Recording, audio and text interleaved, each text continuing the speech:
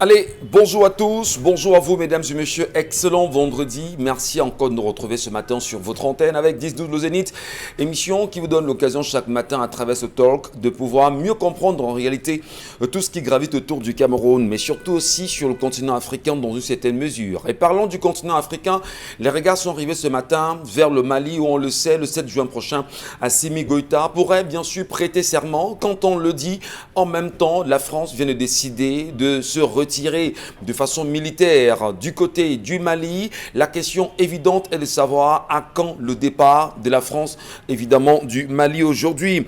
Qu'est-ce qu'il en est de cette histoire qui est devenue une folle histoire sur les réseaux sociaux, mais surtout relayée à travers une certaine presse aujourd'hui au Cameroun, concernant ce jeune garçon qui serait décédé au quartier village ici à Douala, et d'ailleurs enterré il y a quelques jours seulement, après avoir accepté de donner son soutien à une dame qui lui a demandé simplement de composer le numéro et par la suite lui disant merci. Le petit n'a fait que vivre par la suite des brûlures et en est mort. La dame portée disparue. Comment comprendre que l'on soit dans un phénomène pareil et ce fait devient en même temps, on va dire, un peu plus que récurrent. Qu'est-ce qui se passe à Douala? Phénomène de sorcellerie ou pas? On entendra encore parler assurément ce matin. Mais surtout, la question évidente est de savoir qu'est-ce qui s'est passé au niveau du contrôle supérieur de l'État? On parle de vandalisation des voitures et surtout de ces ordinateurs emportés. Le sujet fait parler plus d'un. La question évidente est de savoir qui sont ceux impliqués dans cette énième mafia aujourd'hui. Pourquoi tenter réellement de se faire ces documents-là? Qu'est-ce qu'on fera avec ces ordinateurs? Madame, Messieurs, merci à tous. Merci à vous de nous retrouver sur Equinox. C'est le Zénith en compagnie de la grande famille Charles Bachou, Isabelle Carozopet, Dominique Audrey Oyengelek et Belmondo Ndjouaka. Nous sommes unis pour la même mission, celle de vous servir, vous informer, vous éduquer, mais surtout créer une réelle reliance sociale avec vous au quotidien. Allez, Belmondo Ndjouaka, ce matin, bon vendredi, bienvenue. Bonjour, bon vendredi à tous les téléspectateurs d'Equinox Télévision et des 10-12, le Zénith. Je voudrais souhaiter bonne chance aux Lions indomptables du Cameroun qui vont affronter en match amical l'équipe du Nigeria. Bon, la question qui se pose c'est pourquoi a-t-on choisi avec les infrastructures que les deux pays ont et notamment le Cameroun qui s'apprête à organiser une Coupe d'Afrique des Nations. Avec tout ça, on a choisi quand même un stade municipal, un stade du quartier pour livrer cette rencontre, double confrontation Cameroun-Nigeria en Autriche, alors qu'on a pas mal de stades quand même chez nous, on ne vend que les stades tous les jours. On se pose bien la question. On se pose bien la question et vous aussi, comme bon nombre de Camerounais, vous posez cette question. On leur souhaite également beaucoup de courage. Et bien voilà. Allez, Charles Bachou, bonjour. Bonjour Monsieur Michel Ngachou, bonjour à tous les téléspectateurs. Vous allez bien ce vendredi? Je vais très bien Monsieur Michel Ngachou, très bien. L'opération Kila va commencer. Vous vous rendez compte que les presses commencent à parler bien sûr du Covid-19? Non, oui, l'opération Kila va commencer, construction des salles de classe en 60 jours, construction, on parle même dans certains établissements de la distribution aux enfants qui composent certains examens, on va leur distribuer les savons et les gels. Je ne sais pas si ça va les aider, mais c'est bien, l'opération Kila. Voilà. Allez, Isabelle Carozopet, bonjour à vous. Bonjour Michel, bonjour à ceux qui regardent le programme. Voilà, on est bien évidemment choqués de cette nouvelle qui nous parvient du côté de Bonabéry où cette jeune élève âgée seulement de 14 ans a choisi de se donner la mort et pour cause, bien évidemment, elle n'a pas eu l'entrée en classe supérieure. Elle qui était en 4e et qui souhaitait aller en 3e n'a pas eu l'entrée en classe supérieure. Elle était bien consciente de la furie de ses parents qui devraient s'abattre sur elle parce que d'après les informations recueillies, la maman de la jeune fille en question lui avait déjà bien évidemment ordonné qu'elle avait l'obligation d'avoir son résultat pour aller en classe supérieure. Sinon, ça devait être une réelle catastrophe prise donc de peur. Elle a choisi, elle, de se donner la mort en avalant justement un produit très, très nocif. Dit aux enfants que c'est extrêmement dangereux. Pour vous qui nous regardez ce matin, certainement, vous n'avez aucun droit de vous donner la mort. Pour quoi que ce soit dans cette vie, Vous n'avez aucun droit, que ce soit des enfants ou des adultes, qu'importe ce qui vous arrivera, vous n'avez aucun droit de vous donner la mort parce qu'en réalité, lorsque vous mourrez, c'est votre vie. Ça ne dérange personne et lorsque vous mourrez, on vous enterre et on continuera à vivre sans souci. Alors, parce qu'on n'a pas eu l'entrée en classe supérieure, on a choisi de se donner la mort. C'est quoi l'intérêt? Donc il faut dire aux parents de savoir comment l'approche à avoir avec des enfants.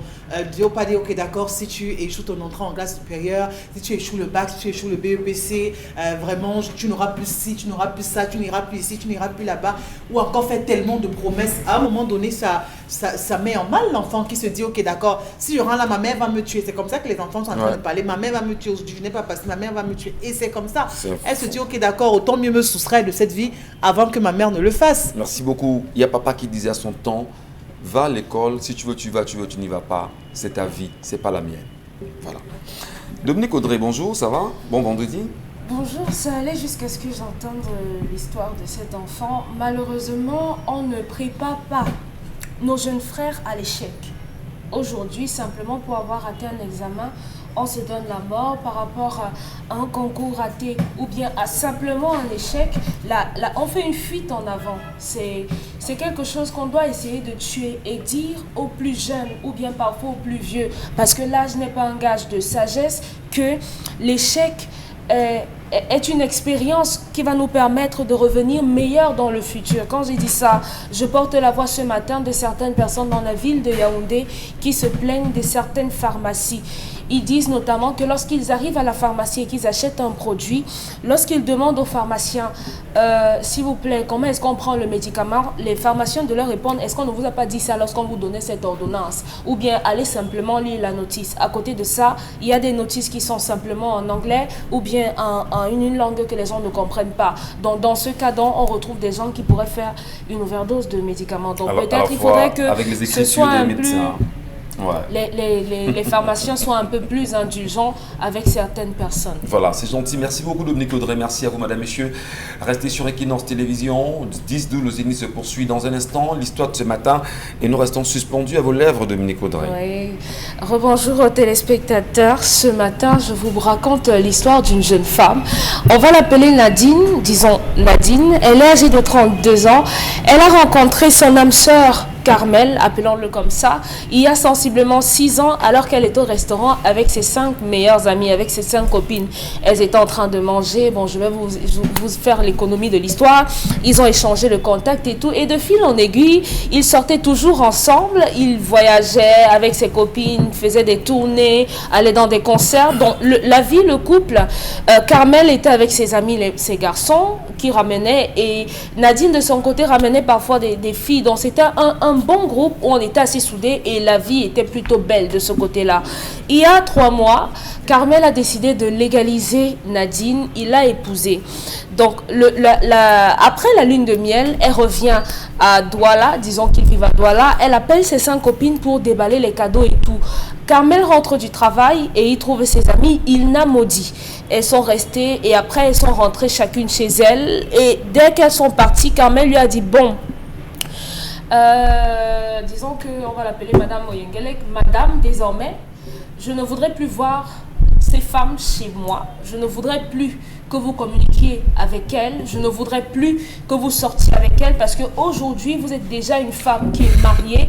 Donc, il n'y a pas d'explication à ce que vous marchiez, vous côtoyez des femmes qui sont célibataires. Donc, dès aujourd'hui, il faudrait que vous trouviez des mots pour leur dire que votre amitié se termine. La femme lui dit, mais comment ?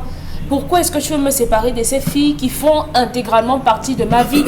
J'ai traversé des moments difficiles et si ce n'était pas ces filles-là, aujourd'hui certainement je ne serais plus de ce monde. Donc je ne peux pas me séparer d'elles simplement parce qu'elles n'ont pas eu d'anneau, elles n'ont pas encore eu leur bague. Donc vraiment je ne peux pas.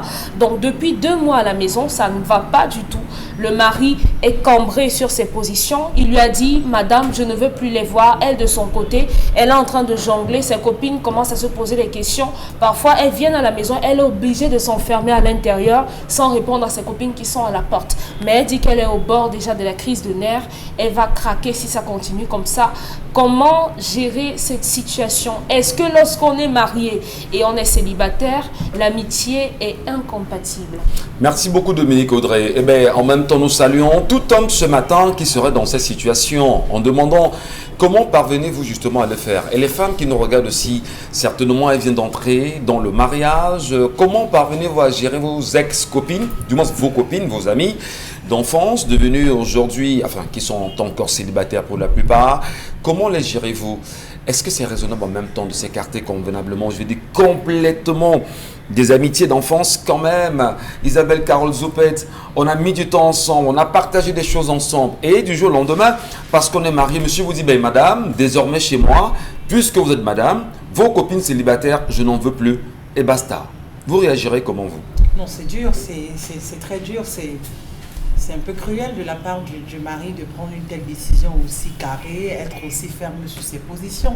Je ne pense pas qu'il faut réagir de la sorte. Vous avez trouvé une femme, vous l'avez épousée. Cette femme avant avait des amis. Cette femme avant vous côtoyait des personnes. Pourquoi aujourd'hui? Parce que vous êtes arrivé, vous voulez que cette femme coupe le pont avec toutes les personnes avec qui elle a justement partagé de son enfance jusqu'à cet âge où vous l'avez trouvé et choisi de faire votre vie avec elle.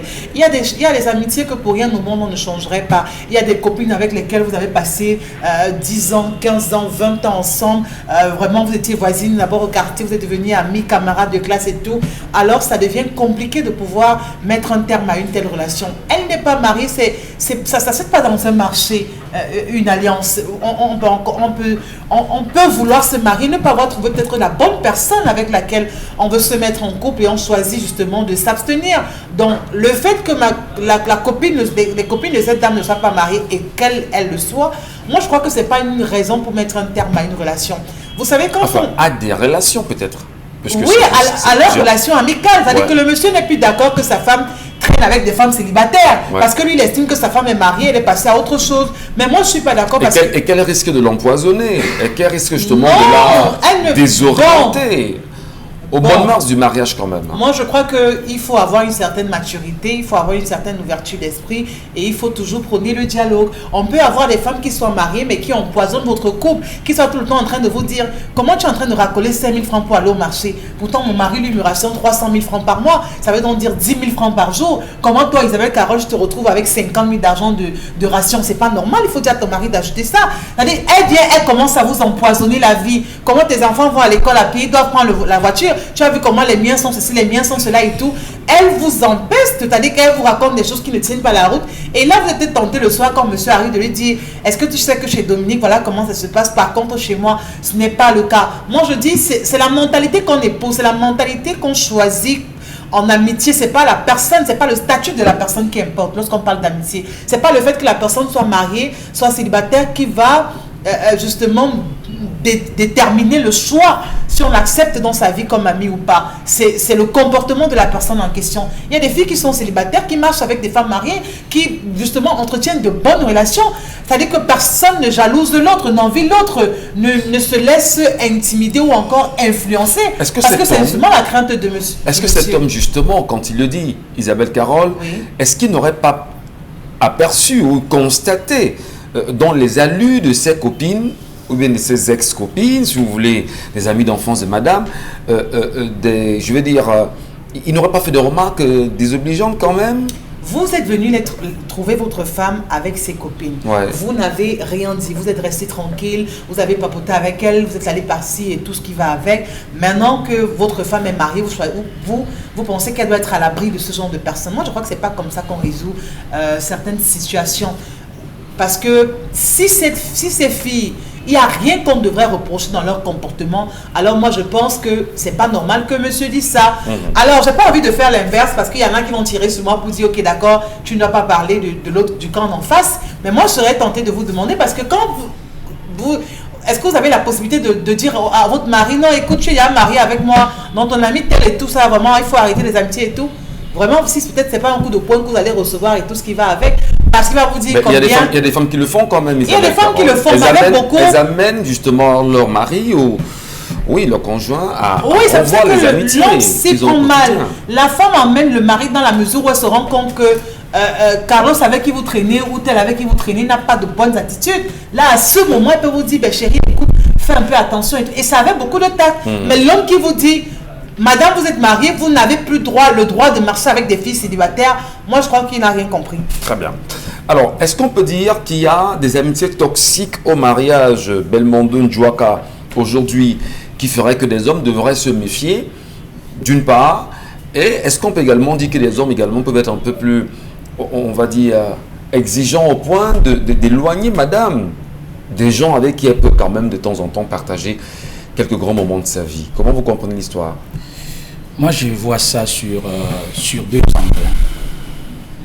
Soit le monsieur a pris le temps d'observer, ok, Les copines. les copines, l'attitude des copines, essayer de suivre les commentaires quand elles sont entre elles. Parfois, les copines viennent à la maison, vous êtes dans la chambre, vous suivez les commentaires au salon, ou bien vous êtes dehors, vous les écoutez parler. Ouais. Bon, les sujets qu'elles abordent. Et le monsieur, justement, se rend compte que ces femmes-là peuvent influencer négativement Son épouse. mon épouse. Ouais. Et donc, elle est dans une situation de femme mariée, les autres sont célibataires. Je ne dis pas forcément qu'il n'y a pas. Je vais même aller plus loin en vous disant que, et oui, il y a des femmes qui ne sont pas mariées, qui sont des bonnes compagnes pour Pour vos femmes. Voilà, au point où vous avez même un problème avec votre épouse, vous appelez son ami intime qui est une autre femme qui n'est pas mariée pour lui dire que dis à ta copine que voilà ce que ta copine fait. Il y a des hommes qui font confiance aux copines de leur épouse. Mais dans ce cas, il dit bien, toutes celles avec qui tu as grandi, Très bien. toutes celles avec qui tu as fait tes amitiés, Parce qu'elles ne sont pas je mariées. n'en veux plus, parce qu'elles Très bien. sont célibataires. Moi, j'ai dit que je voyais Vous ça trouvez que sur, son- je dis que je voyais ça sur 2 ans. Premier angle, ça veut dire que l'homme estime peut-être que ces femmes-là influencent négativement son épouse. Ouais. Deuxième, sur autre angle, je vais penser que cet homme-là, soit parmi l'une de ses copines-là, il entretient des relations avec une de ses copines. Et donc, du coup, Merci. il veut couper le lien. Ah non, pas forcément. Il y en a qui pensent qu'ils sont mariés. Non, ce sont ces arguments. Oui, je suis d'accord. Poursuivons. Le gars, il voit que en sortant avec la copine à sa femme et que les deux restent encore amis là, Un jour, il y aura étincelle. voilà, il y aura étincelle. Les femmes sont jalouses, hein. Peut-être même c'est même celle de dehors qui va exposer même, donc qui va vouloir être plus présente et ça vous va ne susciter. condamnez pas ça? Attendez, Le débat n'est pas- le débat n'est pas à ce niveau Ah, de c'est me ça. concret. La On poursuit. gymnastique. Non, le débat n'est pas à ce niveau. Donc je dis donc que soit donc ce monsieur-là, il entretient des rapports, il a une relation avec... C'est une probabilité. c'est une probabilité. Alors. Avec une ou quelques-unes de Est-ce- ces copines-là. Et du coup, connaissant donc la moralité, la mauvaise de ces femmes-là, il dit, vraiment, c'est pas des bonnes femmes avec qui mon épouse doit marcher parce que si Il a déjà fait elles le parviennent, danger. si elles parviennent à tromper leur copine, là, ça devient très compliqué. Ah, et il fait la morale. Oui, mais attendez, oui, mais il est allé, il a essayé. Parfois, on va Ça a tester. marché. On a vu des femmes envoyer leur copine draguer le mari. Va un peu. Voici mon mari. Je veux voir si le type là est sérieux avec moi, s'il est fidèle. Elle montre la copine. La copine va séduire toutes les séductions possibles. Quand l'on tombe, allez, c'est la copine qui vient de ton mari, là, il n'est pas bien. Voilà. Mais maintenant, il a quand même raison ou pas? Oui, mais je dis que. Il a quand même raison de dire, écarte-toi Non. parce que l'autre argument, Oui. l'autre vision, l'autre angle de traitement, c'est que certainement les filles se parlent souvent entre elles. Elles se disent des choses. Ouais.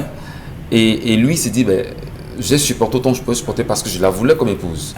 Maintenant que je l'ai eu comme épouse, elle devrait s'en écarter désormais. Mais c'est aussi ça, sécuriser sa famille, non? Oui, je dis que. Protéger sa famille, non? Oui, s'il a constaté que ces femmes-là influencent négativement et que c'est un danger pour son foyer, on peut dire qu'il... Dans ce sens, oui, je suis d'accord que ça, c'est protéger son foyer. Mais je ne pense pas que toutes ces filles-là, quand même, sont aussi mauvaises au point où il dit n'en veut aucune d'elles. Ouais. Parmi, il devrait quand même avoir une, quand même, qui a une bonne moralité. Donc. Mais je Oui, dis... c'est l'alliance qui compte. Donc, dire qu'on va couper tout lien avec ses amis d'enfance, c'est parce qu'on est... Vous ne validerez pas ça? Non, pas forcément. Du tout. Non. Très bien. Alors, lorsque les filles quand même se retrouvent et parlent des grèves brésiliennes de 250 000, sachant justement que la fille mariée, en réalité, vient à peine d'entrer dans son foyer et qu'elle devrait penser sa vie à ses enfants, lorsqu'elle se retrouve, vous parlez justement des virées nocturnes. Lorsqu'elle se retrouve en réalité, pourquoi me regardez comme ça? Non, je vous regarde. Michel Gatou, je vous regarde. Parlez. Des virées nocturnes. Lorsqu'elle se retrouve pas des virées nocturnes, par exemple, et lorsqu'elle se retrouve pour dire d'autres petites choses, des choses connes qu'elles font entre femmes. On en prend les détails. Moi, je Alors, sais que l'homme par hasard tombe sur une conversation pareille. Est-ce qu'il n'a pas le droit, est-ce qu'il n'a pas raison de dire, madame, arrêtez-moi toute relation amicale avec celle avec qui vous avez grandi, parce que là, je me rends compte que non seulement ils sont célibataires, mais elle risque de te réentraîner dehors, et pourtant, je veux que tu restes à l'intérieur. Moi, Sa crainte n'est pas légitime de Je l'écouter. me serais attendue à ce qu'on dise que elle peut être avec une femme célibataire et la femme célibataire lui donne des astuces pour être infidèle et tromper son mari, mais vous parlez simplement des greffes. Non. Vous parlez simplement de l'anniversaire des astuces, c'est tout ça de la femme. Carole. Oui, vous êtes allé à l'anniversaire de Carole, oui. Ouh, le gâteau était bon, vraiment, il faudrait qu'elle nous passe le numéro de son pâtissier et tout. C'est ça qui va déstabiliser votre foyer. Pour cet homme, je vois en lui un parvenu, un hypocrite, un homme sournois et une vipère. Parce que tout le temps, toutes les 5 années et demie pendant lesquelles il faisait semblant d'être ami avec ces gens, il attendait simplement le moment où il allait leur cracher à la figure que je ne veux pas de vous. La copine, la femme qu'il a épousée aujourd'hui, l'a fait entrer dans son cercle restreint, dans sa vie, avec la complicité, l'accord et l'accompagnement de celles qu'il est en train de rejeter aujourd'hui, les femmes qu'il est en train, de rejeter aujourd'hui. Ce sont ces femmes qui ont conseillé à celle-là de lui donner sa chance. Ce sont ces femmes qui, chaque fois qu'il avait un problème avec elle, conseillaient son épouse actuelle pour lui dire non, vraiment, ça peut arriver, écoute, patiente, supporte et tout, mais épouse-le. Seulement qu'il nous dit pas ce qu'il a vécu aussi. Hein. Qu'est-ce qu'il a vécu? Qu'est-ce qu'il a vécu? Ça, il ne le dit pas. Il nous dit pas Il ce n'a qu'il a rien vécu. vécu. Il n'a rien vécu parce qu'au Est-ce qu'il n'a pas eu final... de technique? Est-ce qu'il n'a pas eu de stratagème? Est-ce qu'il n'a Pour pas que- eu des méthodes mises en place pour pouvoir mieux séduire, mieux capter l'attention de cette fille? Michel Gadjou, Je je dis veux n'importe vous quoi, dire je dis quelque n'importe chose. Si une fille que vous côtoyez, que vous convoitez, avec laquelle vous voulez faire des choses, est mon amie, avec qui je suis proche, et qu'elle me dit, Michel Gadjou, je peux influencer de telle façon qu'elle vous accepte ou qu'elle refuse. Même si vous êtes déjà... Mais on sait qu'une fille amoureuse n'est que Oh, personne. laissez ça. Amoureux, c'est que laisse que vous avez- aurez fait 1, 2, 3 fois. Après, elle va venir, je vais trouver les mots pour qu'elle vous largue. Et elle va le faire. Donc, ça veut dire que ses copines auraient pu être contre cette relation, qu'elle n'aurait pas prospéré. Ce que je vois, c'est que cet homme, c'est une femme, en fait, au fond. Si on va fouiller certainement dans son passé, on verra que c'est un garçon qui a grandi au milieu des filles et qui a des attitudes de femme. Parce que c'est une commère. Si vous allez chasser les femmes, les personnes qui ont soutenu votre femme pendant qu'elle traversait des moments difficiles simplement parce que vous avez prétendu entendre qu'elle parlait des mèches ou bien de virées nocturnes, vous êtes comme ça, vous faites du racontage. C'est des exemples. Vous faites hein. du colportage. Oui, je reste donc dans votre exemple pour dire que c'est une commère, cet homme. Et un homme, ça ne fait pas le commérage. On Parce vous que entend, votre vous parlez amitié- chez moi. Vous parlez chez moi en tant que femme. Oui. Vous êtes Pourquoi chez moi, vous vous ne vous racontez. préoccupez pas? Bah, attendez, vous êtes chez moi. Oui. Et puis, Et nous, vous êtes on est ma dans la chambre. cuisine. Pour reprendre l'exemple évoqué par Belmondo Vous Djouaka. lisez les conversations dans les téléphones. Non, c'est Vous non, non, non, venez non, et non, vous non, portez non, la vous cuisine. êtes à la maison à Vous parler, faites- madame. Ah, Non, c'est ça. vous êtes chez moi, vous Oui. êtes à la maison, Oui. je suis dans la chambre par exemple, et vous parlez au salon. Et vous entendez les astuces. Donc vous pensez que si une femme Attendez. veut faire On des ne- astuces, vous croyez qu'on ne elle vous va compte? parler alors que vous êtes dans la chambre et vous racontez. Oui, il y en a qui quoi, le là? font. Hein. Mais Ah, écoutez, non. au gré, Non, je suis au gré, ça se désolée. fait. Vous êtes Cet sur homme- terre quand même de cet venir. homme, c'est oui, je vrai. suis vraiment sur Et vous êtes terre. au Cameroun, Si là. je veux aider ma copine à faire le sale, je ne vais pas le faire alors que son mari est dans la chambre, même pas dans la maison. Ouais. Il doit être, je connais les heures, des heures précises au moment où on peut faire ça. On ne va pas faire ça quand il est à côté. Donc si vous pensez avoir entendu, vraiment vous vous trompez. Bon, d'accord, il n'a n'a pas entendu. Oui. Il n'a pas entendu. Quel Qu'est-ce est qui peut le motiver rapport? justement un homme à le faire aujourd'hui, sachant que elles ont quand même grandi ensemble et qu'ils disent je n'en veux plus. C'est parce qu'il a des vues sur elle, Ça veut dire quoi? des vues sur les amis de sa femme. Tout simplement, il a essayé et il s'est fait rabrouer comme du n'importe quoi. Non, arrêtez. Oui, Arrêtez. oui, Michel. Oui, Arrêtez et vous de savez nous tous que coudrer. c'est comme ça que les hommes procèdent. Mais non. Lorsque il vous aborde, lorsqu'il vous fait des avances et que vous n'êtes pas d'accord, il commence à cracher son venin. C'est une vipère. Oui, oui. Donc cette femme, vraiment, s'il ne peut pas comprendre, ça fait seulement 3 mois de mariage, s'il ne peut pas comprendre que les moments où vous êtes arrivé, par exemple à Douala, vous n'aviez nulle part où dormir, quand votre propre famille vous a chassé et que ces filles vous ont hébergé, nourri, soigné, elles font partie de votre famille, franchement, ça vaut pas la peine. Très bien. Honestly. Donc il faut qu'ils reviennent à de meilleurs sentiments. Parce que je ne vois pas de rapport entre l'amitié et le mariage. Je ne vois pas de rapport là-dedans. Monsieur Matoucha Lamel, il faudrait peut-être que l'on Elle a comprenne... épousé une femme. Oui, il faudrait qu'on comprenne par exemple, cher Lamel, quelle est la réelle position de cette fille dans un premier temps, dans son foyer, et quelle est l'attitude que devrait avoir monsieur vis-à-vis de celle avec qui elle a grandi. Alors, est-ce qu'il a le droit, peut-être oui, peut-être non, mais est-ce qu'elle devrait continuer à tenir ses copines, du moins à bonne distance? Comment vous comprenez tout ça, cher Lamel? Cette fille est une sorcière, monsieur Michel Ngachou. Pardon. Elle est une sorcière et elle est à l'école de la sorcellerie. Elle est mariée de corps et libre d'esprit. Elle est dans les prairies à naviguer. Si elle avait reçu l'école du mariage, monsieur Michel Ngachou, si elle était allée à l'école du mariage, on lui aurait appris que joue ta vie. Amuse-toi, découvre les fleurs tout en sachant qu'un jour tu seras appelé à t'asseoir. C'est ce que les mamans disent aux jeunes filles. La preuve, lorsque les jeunes garçons, chez les occidentalisés, filles comme hommes, décident de se marier, il y a ce qu'on appelle enterrement de vie de garçon. Vous appelez ça quoi ça? Enterrement de vie de jeunes garçons, enterrement de vie de la jeune fille. Elle enterre quoi? Le célibat. Elle enterre quoi? Le célibat. Tout ça. Elle enterre tout ça, monsieur Michel Ngachou. La bordellerie dehors, excusez l'expression, le vadrouillage, le farfouillage, les sorties, c'est ça qu'elle enterre. En disant, ne me cherchez plus là-bas parce que désormais je serai ici. Excusez l'expression, j'emploie l'expression triviale pour que les gens essayent de comprendre. C'est des expressions que les gens emploient au quartier. On est d'accord. Or, chez le jeune garçon, bantou, il commence sa vie sexuelle après qu'on l'a circoncis. Après la circoncision, on commence à lui dire, après l'âge, c'est pour ça que l'âge de la circoncision est important, 10 ans, tu deviens un homme. On l'initie à 15-16 ans. Il doit flirter, monsieur Michel Ngachou, avec une vieille femme qui va l'initier au rudiment de la sexualité. C'est très important. Les Bantous respectent cet état. On va dire à la jeune fille que toi qui pars te marier, c'est la tante, la matriarche de la famille qui appelle la fille.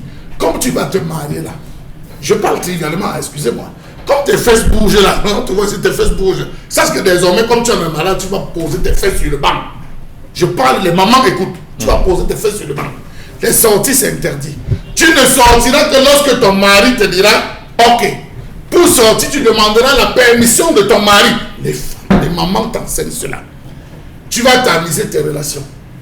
Une femme chez les Bantous qui se marie à minimum 5 ans, où ses copines la laissent vivre le mariage, la laissent sentir le mariage. Matin, midi, soir, le mari a besoin de toi, le mari est présent, l'amour. Vous laissez celle qui vient de se marier respirer. Je dis 5 ans, monsieur Michel Ngachou. Ouais.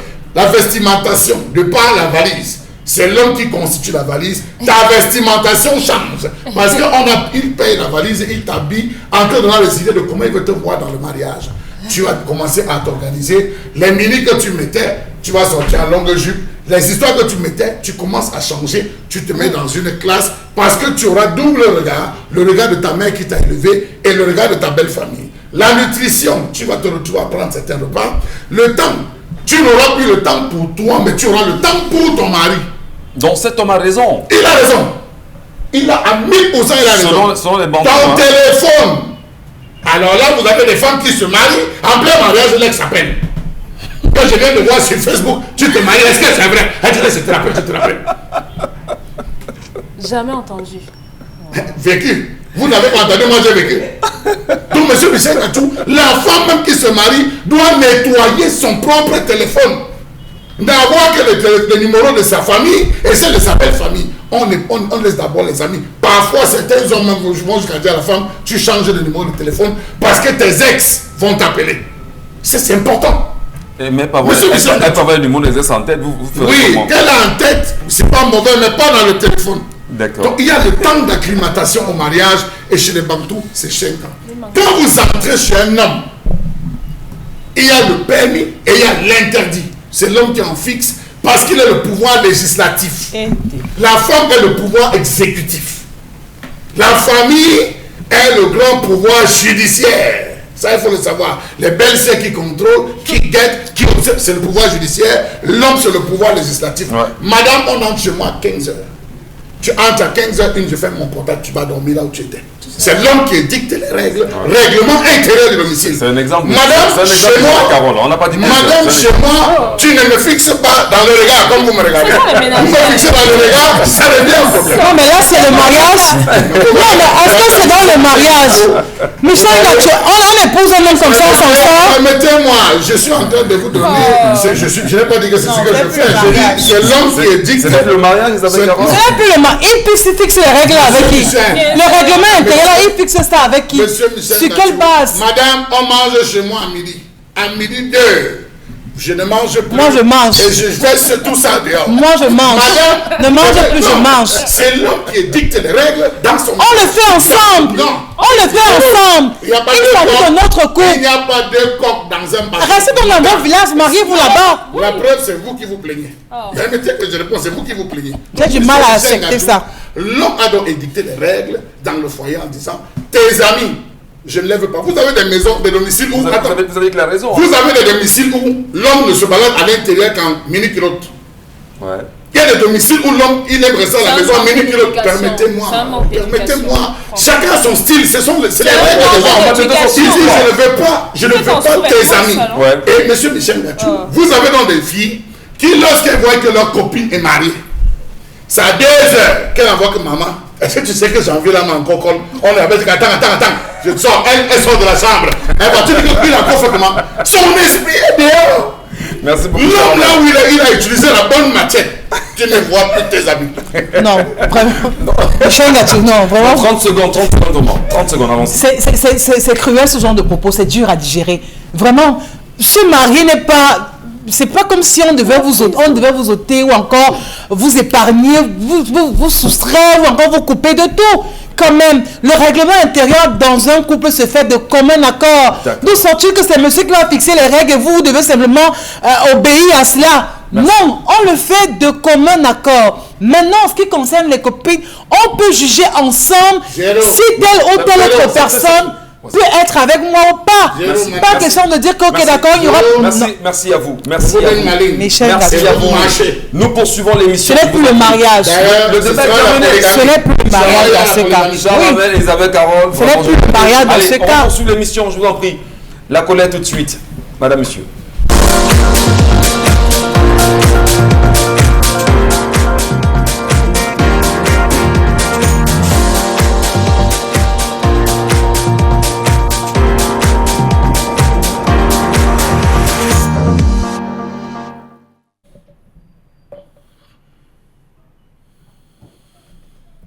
Je m'interroge ce jour sur la question de l'absence d'oxygène dans les hôpitaux de ce pays. Comment comprendre cette menace qui pèse sur l'oxygène hospitalier au Cameroun? Il aura fallu qu'on parle de coronavirus pour découvrir les véritables tares dans le secteur sanitaire dans ce pays, et pas seulement, même en France, les pays européens, on s'est rendu compte et on a découvert l'ensemble des tares. Sauf que, dans le contexte camerounais, c'est plus grave. Comment accepter les ruptures incessantes en oxygène dans nos centres médicaux ou dans nos formations sanitaires? Comment comprendre que les deux multinationales qui détiennent le monopole de commercialisation de ce précieux produit procède, dit-on, à des surfacturations incompréhensibles de l'oxygène médical, limitant parfois l'approvisionnement des hôpitaux en essayant d'empêcher la concurrence d'entrer sur ce marché. Combien de patients devons-nous encore perdre pour que les moyens arrivent à nous et à nos patients, aux membres de nos familles?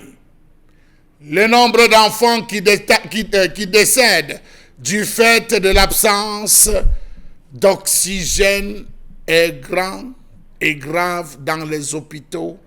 Des enfants admis sous couveuse, des enfants où on exige en disant il n'y a pas d'oxygène ici, on n'a pas encore ravitaillé, allez regarder dans telle ou telle formation.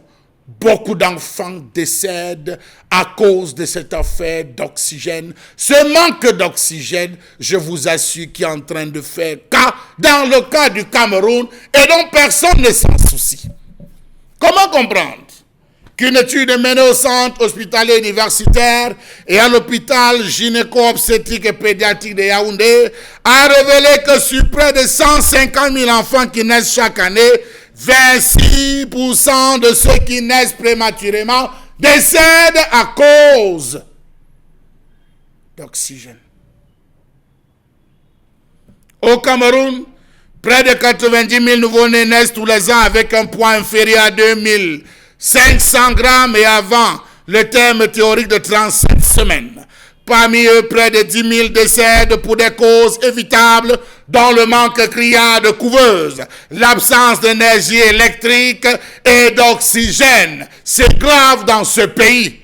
Alors que le continent multiplie la fabrication de respirateurs, c'est l'oxygène qui risque de manquer. Comment comprendre que certains établissements sanitaires manquent d'air? On vous le dit, madame, faites très attention. Si votre bébé ne naît pas convenablement, préparez-vous, il n'y a pas d'oxygène. L'enfant admis ne va pas s'en sortir. Et voilà comment des enfants meurent. Que dire des patients atteints de maladies respiratoires à des moments?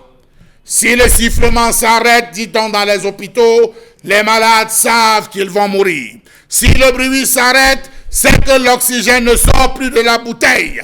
Vide, dira-t-on, c'est que l'oxygène ne pallie plus les défaillances des poumons. Comment comprendre que seuls des cas les plus tragiques sont servis avec certaines familles qui s'approvisionnent auprès des structures privées? Dans certains hôpitaux, on s'est retrouvé à vendre l'air, l'oxygène aux enchères. Était-ce ça qu'on avait rêvé pour le Cameroun? L'oxygène médical est un médicament disponible sous forme gazeuse dans des bouteilles haute pression ou sous forme liquide fortement réfrigérée dans des réservoirs isolés. Une pénurie dans les hôpitaux peut entraîner d'énormes pertes en vies humaines. Pourquoi n'existe-t-il pas des infrastructures chargées de la construction de cet oxygène? Savez-vous que sur les 4 véhicules oxygénés que compte, dit-on à Yaoundé, le CHU, 3 sont hors service et l'un ne peut pas être libéré dans l'immédiat parce que, entre guillemets, c'est réquisitionné par X ou Y. Pas d'oxygène dans tel hôpital, pas d'oxygène dans tel autre. On a des patients qui se retrouvent à décéder. Il est temps que des familles endeuillées, des familles victimes de ces cas, portent plainte, que les hôpitaux payent, que le ministère paye. N'allons pas chercher à savoir. N'entrons pas dans ce jeu employé généralement. On a passé la commande de 17, on a passé la commande des concentrateurs, l'oxygène va arriver. N'entrons pas à l'intérieur. Le peuple aujourd'hui, nous devons vivre sur du concret. 10 000 enfants meurent chaque année. Pourquoi? Oxygène. Combien de patients décèdent chaque année seulement pour 2020-2021? Allez imaginer, à cause de l'oxygène. Merci infiniment, Chalamel Batio. Et bien évidemment, le constat que vous faites est assez alarmant aujourd'hui au Cameroun dans les formations sanitaires. Ne pas avoir d'oxygène dans les hôpitaux, c'est assez grave quand même. Connaissant les pathologies, si vous voulez, les maladies auxquelles certains patients sont exposés aujourd'hui et les urgences qui en ont besoin en permanence. Comment peut-on comprendre qu'en ce qui concerne la fourniture, la livraison, qu'on en soit toujours handicapé, mais surtout que l'on ne dise pas exactement aux patients où se trouvent fondamentalement le problème, ou encore qu'on est dans une formation hospitalière et qu'on vous envoie ailleurs. Comment changer, comment revenir à un climat beaucoup plus serein? Peut-on toujours se dire que le ministère de la Santé publique camerounaise fait ce qu'il faut faire afin que ces formations sanitaires soient renflouées en ce qui concerne bien sûr ces oxygènes aujourd'hui? Les patients devraient-ils accepter d'aller dans les formations sanitaires et y mourir inconscients? C'est d'ailleurs, sachant que là-bas, il n'y a pas d'oxygène. Comment en sortir? Belmondo Ndjouaka, des propositions, mais surtout des constats faits. Est-ce que là, ce n'est pas dit aux patients, on ne devrait plus faire confiance à l'hôpital parce que l'hôpital n'a même plus d'oxygène pour nous en cas de maladie grave, en cas d'urgence? Comment revenir justement à un climat beaucoup plus serein? C'est grave. Aujourd'hui, on parle de manque d'oxygène dans nos hôpitaux publics. Tout comme il y a quelques jours, je crois que c'était hier, on parlait de manque de kits d'hémodialyse. Donc on est dans un système, on a un système de santé qui ne prévoit, qu'il n'y a pas de prévision. Donc parfois c'est quand il y a rupture, qu'on vous dit, comme Charles l'a dit tout à l'heure, on a passé la commande. Devrait-on attendre qu'il y ait rupture pour passer la commande? Les malades devraient-ils attendre les commandes, que les commandes arrivent? Non, ça ne patiente pas. Vous avez des enfants, quand une maman vient mettre au monde un enfant, on lui dit il faut faire une césarienne. C'est dangereux. On vous impose la césarienne. Et peut-être l'enfant naît prématuré justement. Et donc, il faut de l'oxygène. Parfois même pour la maman. Il n'y en a pas. Et c'est comme ça que parfois ce sont les femmes même qui décèdent sur les lits d'accouchement. Parfois ce sont les enfants qui décèdent par manque d'oxygène. Ouais. On a parlé des patients atteints de maladies respiratoires. Vous arrivez, il n'y en a pas. Mais il fait un constat très grave. Vous avez 3 véhicules oxygénés, mais il n'y en a qu'un seul qui est opérationnel. Un qui est opérationnel, c'est pour les plus nantis. Vous arrivez dans ces hôpitaux-là, il faut que vous soyez quelqu'un qui est bien positionné, qui a de l'argent, pour que le peu d'oxygène qui est disponible vous soit réservé. Sinon, vous mourrez.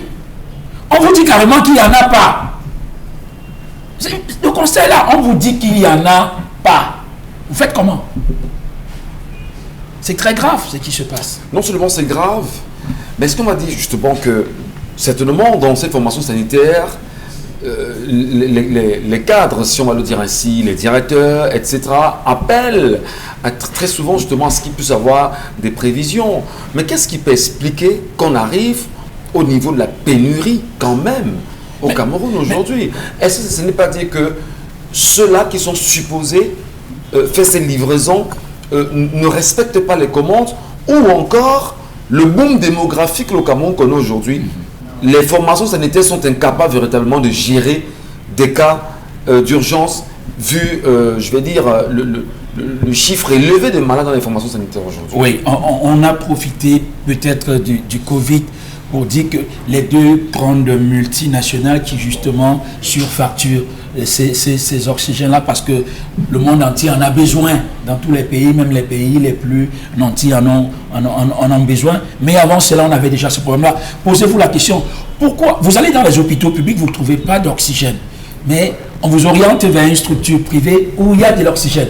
Pourquoi dans ces cliniques-là, pourquoi dans les formations sanitaires privées, il y a ces oxygènes-là?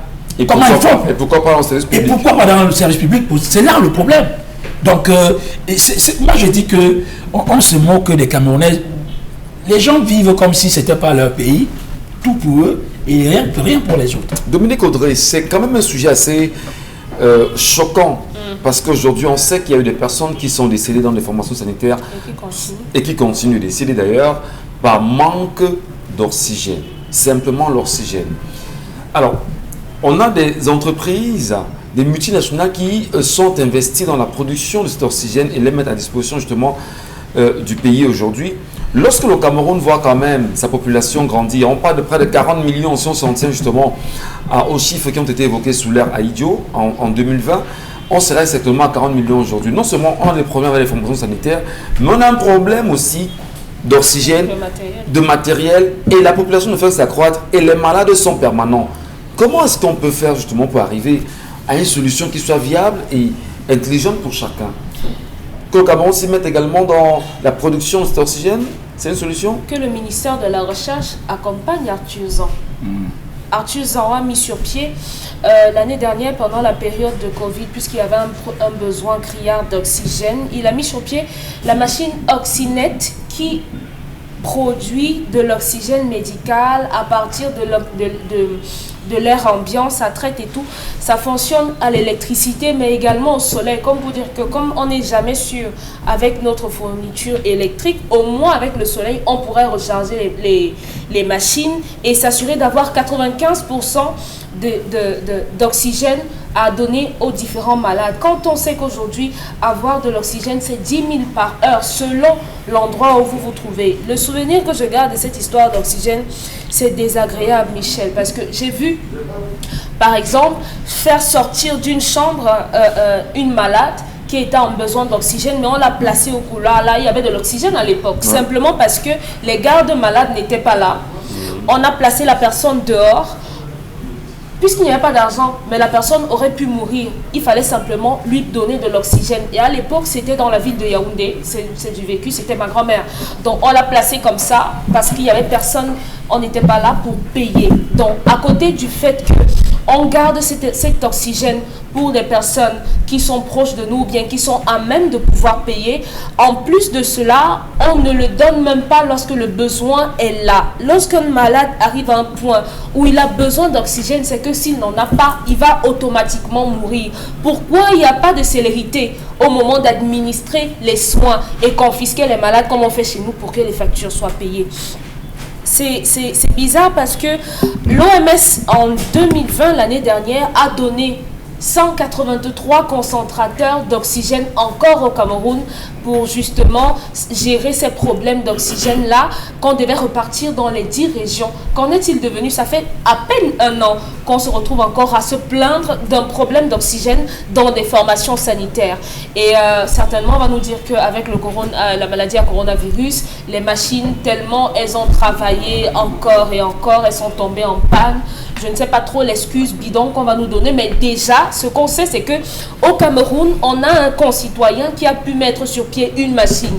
Le seul manque à ce niveau, le seul bénéfice qu'on aurait pu avoir chez nous, c'est de financer cela pour pouvoir en avoir dans toutes nos formations sanitaires. Très bien. Et c'est tout à fait compréhensible de Nicolas. Et c'est bizarre. Après, on va voir la France ou bien les États-Unis le présenter dans une édition de journaux qu'il a allé fabriquer des machines là-bas et après, on va être jaloux ici. Pourtant, il a commencé à mettre ça sur pied ici et il a fait au vu au su de tout le monde. Tout le monde sait. Il faut simplement financer cela et on n'aura plus ce problème dans nos formations sanitaires. Nous entendions encore il y a quelques semaines, quelques jours si on va le dire ainsi précisément, le professeur Jean Baïbec, qui disait encore qu'avec 2 milliards de francs CFA, on est capable de construire des hôpitaux de district dans tous les départements du Cameroun.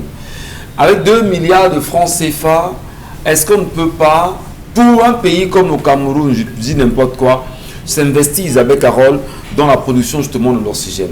Au-delà de ces 2 milliards, on sait quand même que le Fonds monétaire international, pendant qu'on y est avec l'affaire Covid-Gate, a octroyé 180 milliards de francs CFA au Cameroun.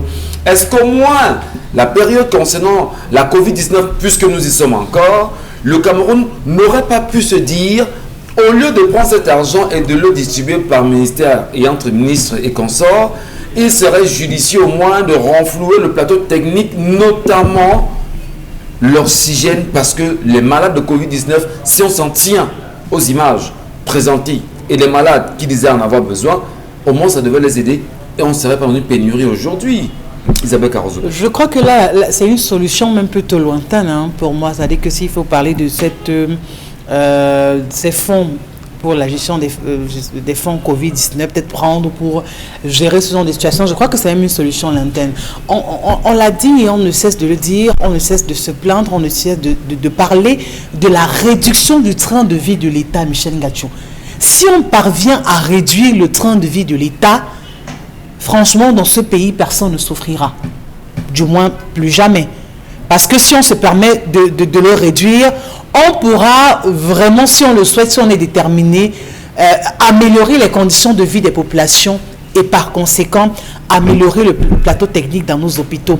On se plaint de ces ministères qui sont tellement nombreux qui ne servent peut-être à rien.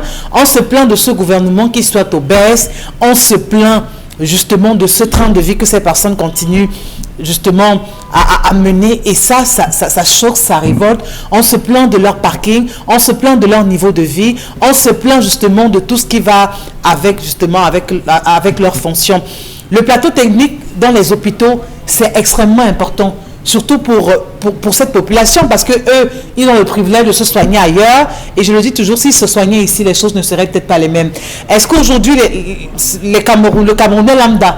Je vous donne raison, parce que vous savez, à côté, le pays, en Guinée équatoriale, à côté, oui, le président de la République de ce pays ne va jamais se soigner ailleurs que dans son pays. Voilà. Mais sinon, on va toujours... Bon, les autres continuent à se soigner ailleurs. Ben, c'est normal que dans les hôpitaux, on soit toujours en train de se plaindre de ce que les infrastructures ne répondent pas aux attentes de la population. Encore que le coût même des soins aujourd'hui, c'est un luxe pour beaucoup de Camerounais. C'est la raison pour laquelle lorsqu'on parle des gazons, c'est des métiers ou encore des commerces qui prospèrent, parce que beaucoup fuient la pharmacie, beaucoup fuient les consultations dans les hôpitaux et tout. Comment est-ce qu'on peut expliquer que chaque année, qu'on ait autant de décès et que ça ne nous révolte pas un tant soit peu? De se dire, ça peut être mon fils, ça peut être mon frère, ça peut être mon cousin, ça peut être n'importe qui. Par conséquent, on a l'obligation au moins de pouvoir améliorer cela. Est-ce qu'on devrait encore être à ce siècle, à cette année encore en train de parler de ces oxygènes qui manquent dans les hôpitaux ou du plateau technique qui soit quelque peu défaillant? Je crois qu'on ne se moque pas les autres et de nous-mêmes qu'on se moque. Alors, et les médecins dans ce cas, ils n'ont rien à faire, ils n'ont rien à dire. Ils attendent comme tout le monde. Que vont faire des médecins? Eux qui déjà déplorent les conditions dans lesquelles... Eux qui déjà déplorent les conditions dans lesquelles ils évoluent. Vous voulez qu'ils se plaignent encore pour vous? Parce que eux justement ne sont pas contents de la situation qu'ils ont. C'est la raison pour laquelle quand vous arrivez dans les hôpitaux, le médecin a besoin de vous dire, vraiment madame, c'est bon, si vous voulez encore plus d'explications, venez à ma clinique et il vous donne sa carte. Parce que pour lui, il n'a pas le temps à perdre. Il sait qu'il est là jusqu'à 12 heures maximum. Il ne sait même pas d'abord tous les jours. Parce qu'il faut qu'il rentre vite pour être dans sa clinique. Dans la clinique, même si c'est à 22 heures, que vous voulez voir le pédiatre ou encore je sais quel autre gynéco, il viendra et va vous faire une consultation. Rendez-vous dans un hôpital public, Michel Gatou. Et vous allez voir, ce ne sera pas le cas. Donc je crois qu'à côté, le mal est profond. Aussi bien les médecins que pour les patients. Tous sont les mêmes plaintes. Merci infiniment Isabelle Carozepet, Charlamel, Bebel Ndjouaka, Dominique Audroyenga. Madame, Messieurs, dans un instant, nous vous retrouverons dans la deuxième partie de cette émission, mais avec une question évidente.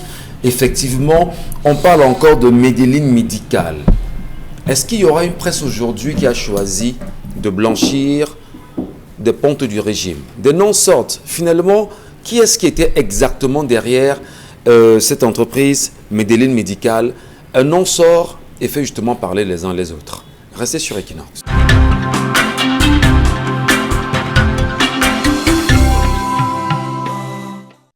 Bon retour à vous, mesdames et messieurs. Merci encore d'Isabelle Carole, ça va?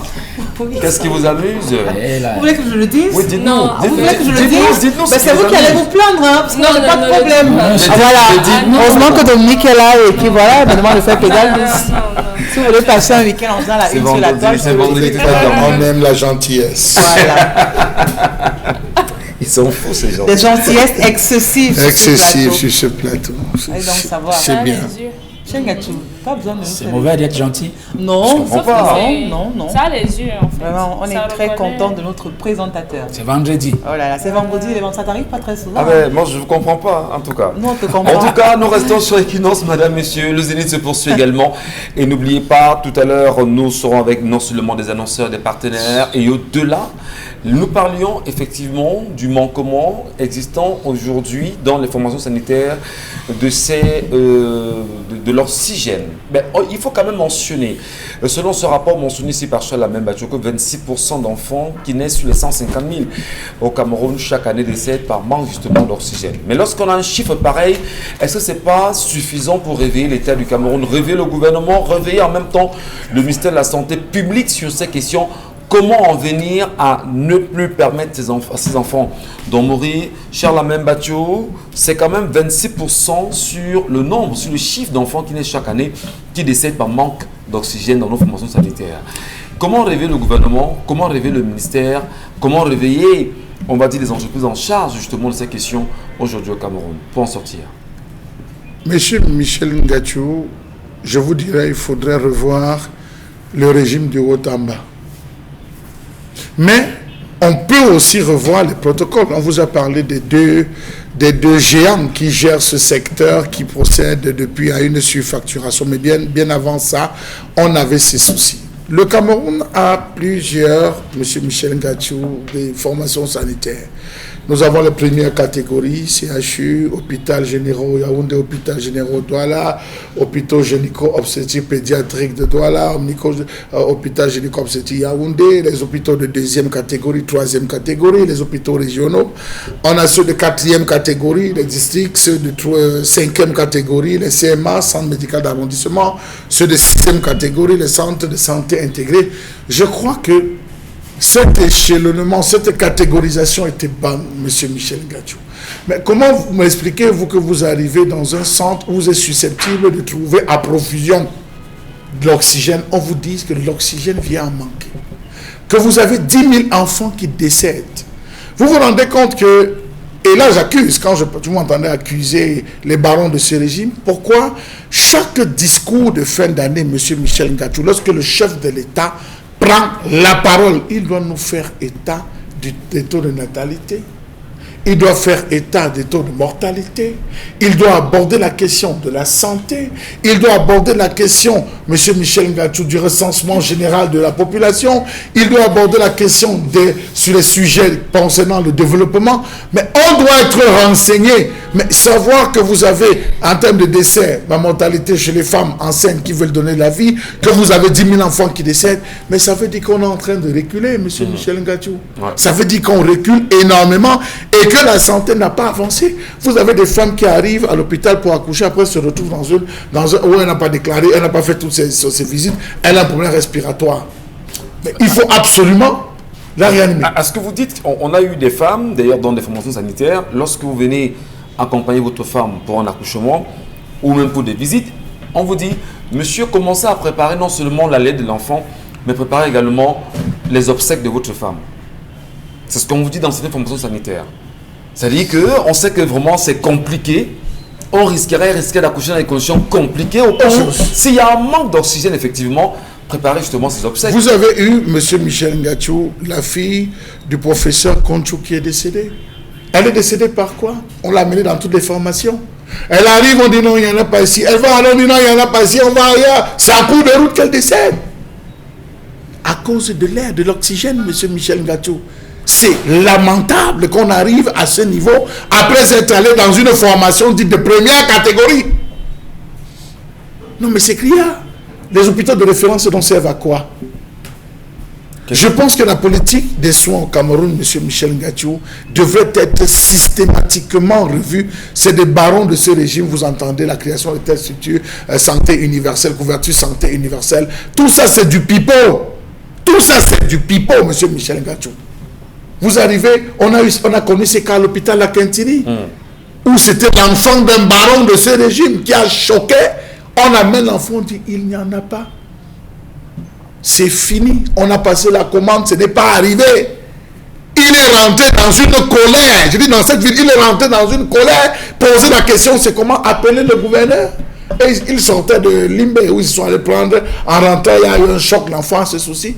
On est parti dans une autre formation privée dont je tais le nom pour pouvoir prendre. Mais rendez-vous, M. Michel Ngathou, qu'on est dans un pays. Et puis, qu'on rentre, ça ne dit rien à personne. Vous avez des mamans, un enfant qui se bat, il amène sa maman à l'hôpital et on lui dit, papa, tu sais, si elle arrive dans telle phase, elle va mourir. On le dit, comme vous l'avez dit tout à l'heure, on te dit que si elle arrive dans telle phase, elle va choquer, elle va mourir parce qu'il n'y a pas d'oxygène. S'il y a moyen, va chercher, là, on peut trouver rapidement, on enlève ta maman d'ici, on l'amène. Mais rassure-toi, on va réussir même comment, parce que les ambulances que tu vois là, il n'y a pas d'oxygène. Pire, allez dans le secteur du football.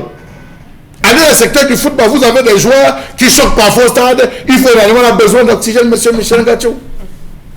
C'est grave. La situation un certain... Mais vous voyez, aujourd'hui, on vous dit on a fait venir X, on a fait Y. Allez sur le terrain pour vous rendre compte que on perd inutilement et gratuitement des vies dans ce pays. Merci. Je ne sais pas s'ils auront ça sur la conscience. Beaucoup, s'ils ont même ça sur la conscience et ils pourront un jour réussir à avoir le pardon. Merci infiniment, Chalamène Badiou. Eh ben, en interpellant le peuple camerounais aujourd'hui sur cette question également, comment en sortir? Est-ce que le ministre de la Santé, à lui seul, peut nous donner des réponses? C'est pas le ministre de la Santé, c'est une politique. Oui, je te parce que c'est une une politique sanitaire dans sa globalité. On le sait aujourd'hui, il n'y a pas de rencontre avec le président de la République en permanence. J'ai dit la rencontre entre les ministres et le chef de l'État pour lui faire le point d'avancement des problèmes qu'on a au sein justement de l'appareil sanitaire au Cameroun. Au moins, le chef de l'État, lui, qui a nommé ces ministres-là, devrait être informé en premier de ce que dans les formations sanitaires du Cameroun, on n'a pas d'oxygène. Alors, lorsqu'on n'a pas d'oxygène, lui qui est le premier citoyen, lui qui est un ministre de la Santé, et qui ne soit pas capable de lui donner justement le bilan réel de ce manquement-là, il y a un souci. Donc, dire que le peuple continue bien sûr de regarder ou à regarder le chef de l'État en se demandant finalement pourquoi aviez-vous prêté serment si aujourd'hui on est encore dans des soucis aussi minimes concernant l'oxygène en manque dans les hôpitaux aujourd'hui. Allons prendre les réactions de notre téléspectateur Isabelle Carozopette avant de saluer bien sûr nos amis du Centre linguistique régional de Douala qui sont avec nous sur ce plateau dans un moment. Alors, des réactions. Bonjour à vous le panel. Je dirais tout simplement que cet homme a raison. Lorsqu'une femme décide de se marier, qu'elle sache qu'elle est mariée ou à défaut, elle n'a qu'à rester célibataire. Bonjour le plateau. Monsieur Badiou a pleinement raison. Je dirais, en tant que femme mariée et sans l'ordre de mon époux, j'ai dû techniquement couper les ponts avec mes copines pour ne pas inquiéter mon mari. Le blanc était-il fou en créant un moment pour dire adieu à la vie d'enterrement de célibat? C'est Madame Ngwang qui nous envoie la réaction. Bonjour le 10-12, par rapport à l'histoire du jour, je crois que ce monsieur a autre chose derrière la tête. Pour moi, dire qu'il ne veut plus voir les copines de sa femme parce qu'elles ne sont pas mariées, c'est un prétexte fallacieux. Qu'il dise tout simplement la vérité à sa femme plutôt que de la mettre en porte-faux avec ses meilleures copines. C'est Michael qui envoie le message. Bonjour à tous, j'ai connu un couple dont le mari avait interdit les camarades. Elle a fait venir sa petite sœur qui lui servait de passeur. Les numéros de ses shows, ça trouvait plutôt dans le téléphone de... les numéros de ses shows se trouvaient plutôt dans le téléphone de sa sœur. Et quand elle préparait, elle partait donner la nature. Tout se passe par la fille. Waouh. Donc tout se passait par la fille. Pour dire qu'on peut donc, pas dire comprendre ces que choses. tu peux pas rendre intéressant qu'elle soit avec des copines parce qu'elles sont célibataires. Elle peut utiliser d'autres astuces. Voilà. Les filles, s'il vous plaît, respectons les fondements du mariage. Nous courons droit vers les contrats de mariage. Comme notre société ne fait que du copier-coller, si vous vous sentez pressé, n'acceptez pas de vous marier ou alors mariez-vous avec celui qui accepte tous vos caprices. Pas besoin de bras de fer. Ce sujet est assez sensible et le taux de divorce va sans cesse grandissant. Il faut que les parents reprennent la main sur l'éducation de la vie familiale, aussi bien de la fille que du garçon. Trouver le juste milieu entre respect, soumission, machisme. Wilfried depuis Lokbaba qui envoie cette réaction. Autre message. Pourquoi avoir attendu d'être marié avec cette fille pour ensuite lui demander de mettre un terme à sa relation avec ses amis d'enfance? C'est très méchant de sa part. Les filles célibataires devraient alors créer leur monde pour y vivre ou bien. Son argument est nul et sans effet. Gladys depuis Yaoundé. Chalamène, vous voulez réagir? Oui, je voulais réagir au précédent SMS et dire que vous êtes parfois surpris que vous allez rendre visite à des amis. Vous êtes à table en train de manger pendant que les gens mangent en famille. D'autres manipulent le téléphone. Ils ont le téléphone à la salle à manger. Mais qu'un homme dise à son épouse que madame, à table, je ne veux pas le téléphone portable. C'est la dictature, telle qu'on est en train de le dire. Qu'un homme estime et dise à sa femme que, écoute, quand tu rentres dans la chambre est faite pour se reposer, le téléphone, on l'arrête, tu as le temps de le manipuler. Est-ce de la dictature? L'homme règle la vie de la famille. Il dit à sa femme, je ne veux plus te voir dans les snack bars. Parce qu'il fallait que je lance les graines et que je t'attrape, j'étais obligé d'entrer dans ces lieux. Mais ces lieux, je ne les aime pas. Je n'aime pas les cabarets, je n'aime pas le snack bar, je n'aime pas la boîte. Madame, je l'ai fait parce qu'il fallait t'avoir. S'il te plaît, je ne veux plus que tu te retrouves en ces lieux parce que cela ne participe pas à la façon avec laquelle je vois la vie. Vous avez des femmes qui parfois voient la télé à la maison, elles laissent la télé allumée, elles s'endorment. La télé tourne jusqu'au matin. Que l'homme dise à sa femme, madame, la télé s'arrête à 19h, 20h, c'est trouvé que c'est commandé. Donc, je voulais dire à la présidente que d'une maison à une autre, les règles ne sont pas les mêmes. Mais ça ne veut pas dire qu'on commande la femme, on édicte juste une façon de se comporter sur le toit. Dominique Audrey ne semble pas d'accord avec ces arguments. On est d'accord que lorsqu'on se marie, l'un comme l'autre partie émet ses intentions, ce que la personne attend, escompte de ce mariage. Mais maintenant, si vous dites à votre femme, je ne veux plus que tu sortes nuitamment, je ne voudrais plus que tu portes un certain type de vêtements, on est tout à fait d'accord, c'est votre choix. Maintenant, c'est à votre femme de parlementer, de dire pourquoi elle met ou telle autre chose, encore que c'est discutable. Mais maintenant, où est le rapport avec mes amitiés? Est-ce que parce que je sors ou bien je suis célibataire et votre femme est mariée, à quel moment j'influe dans votre foyer? Est-ce que c'est moi qui vais dire à votre femme de ne pas vous faire voyager la nuit? Non. Est-ce que c'est moi qui vais dire à votre femme de venir dresser le lit ou bien de ne pas le faire? Non. Ce qui me lie à votre femme, ce n'est pas votre mariage. C'est la personne, c'est ce qu'on a vécu ensemble précédemment et non ce que vous faites tous les deux. Donc, respectez ça. C'est comme si vous donniez l'impression que nos tantes qui ne sont pas mariées, ou bien nos petites soeurs qui ne sont pas mariées, ou bien nos mamans qui ne sont pas mariées, ne méritent pas de se retrouver dans les réunions avec les femmes mariées. Non, c'est être méchant de vouloir jeter le propre sur les femmes qui ne sont pas mariées. Non, Monsieur Michel, dans certaines réunions, on a imposé des tenues. Non, vous allez voir les femmes le dimanche. Je ne peux pas accepter qu'on dise une chose pareille. Dans certaines réunions, on a imposé des tenues aux femmes. Des femmes qui ne sont pas mariées, Monsieur Michel Ngatou, dans plein de réunions, on organise cela en disant, voilà, les hommes se plaignent trop que les filles célibataires, après, amènent les femmes, elles vont s'habituer de temps et rendre tard. Ils ont séquencé vos affaires de réunion en essayant de séparer. Mais il ne faut pas dire que... Les femmes mariées ne sont pas des enfants à qui on va dire monte, descend, monte, descend. Est-ce que la femme mariée n'est pas celle-là qui en réalité est censée restituer le flambeau à ses copines célibataires?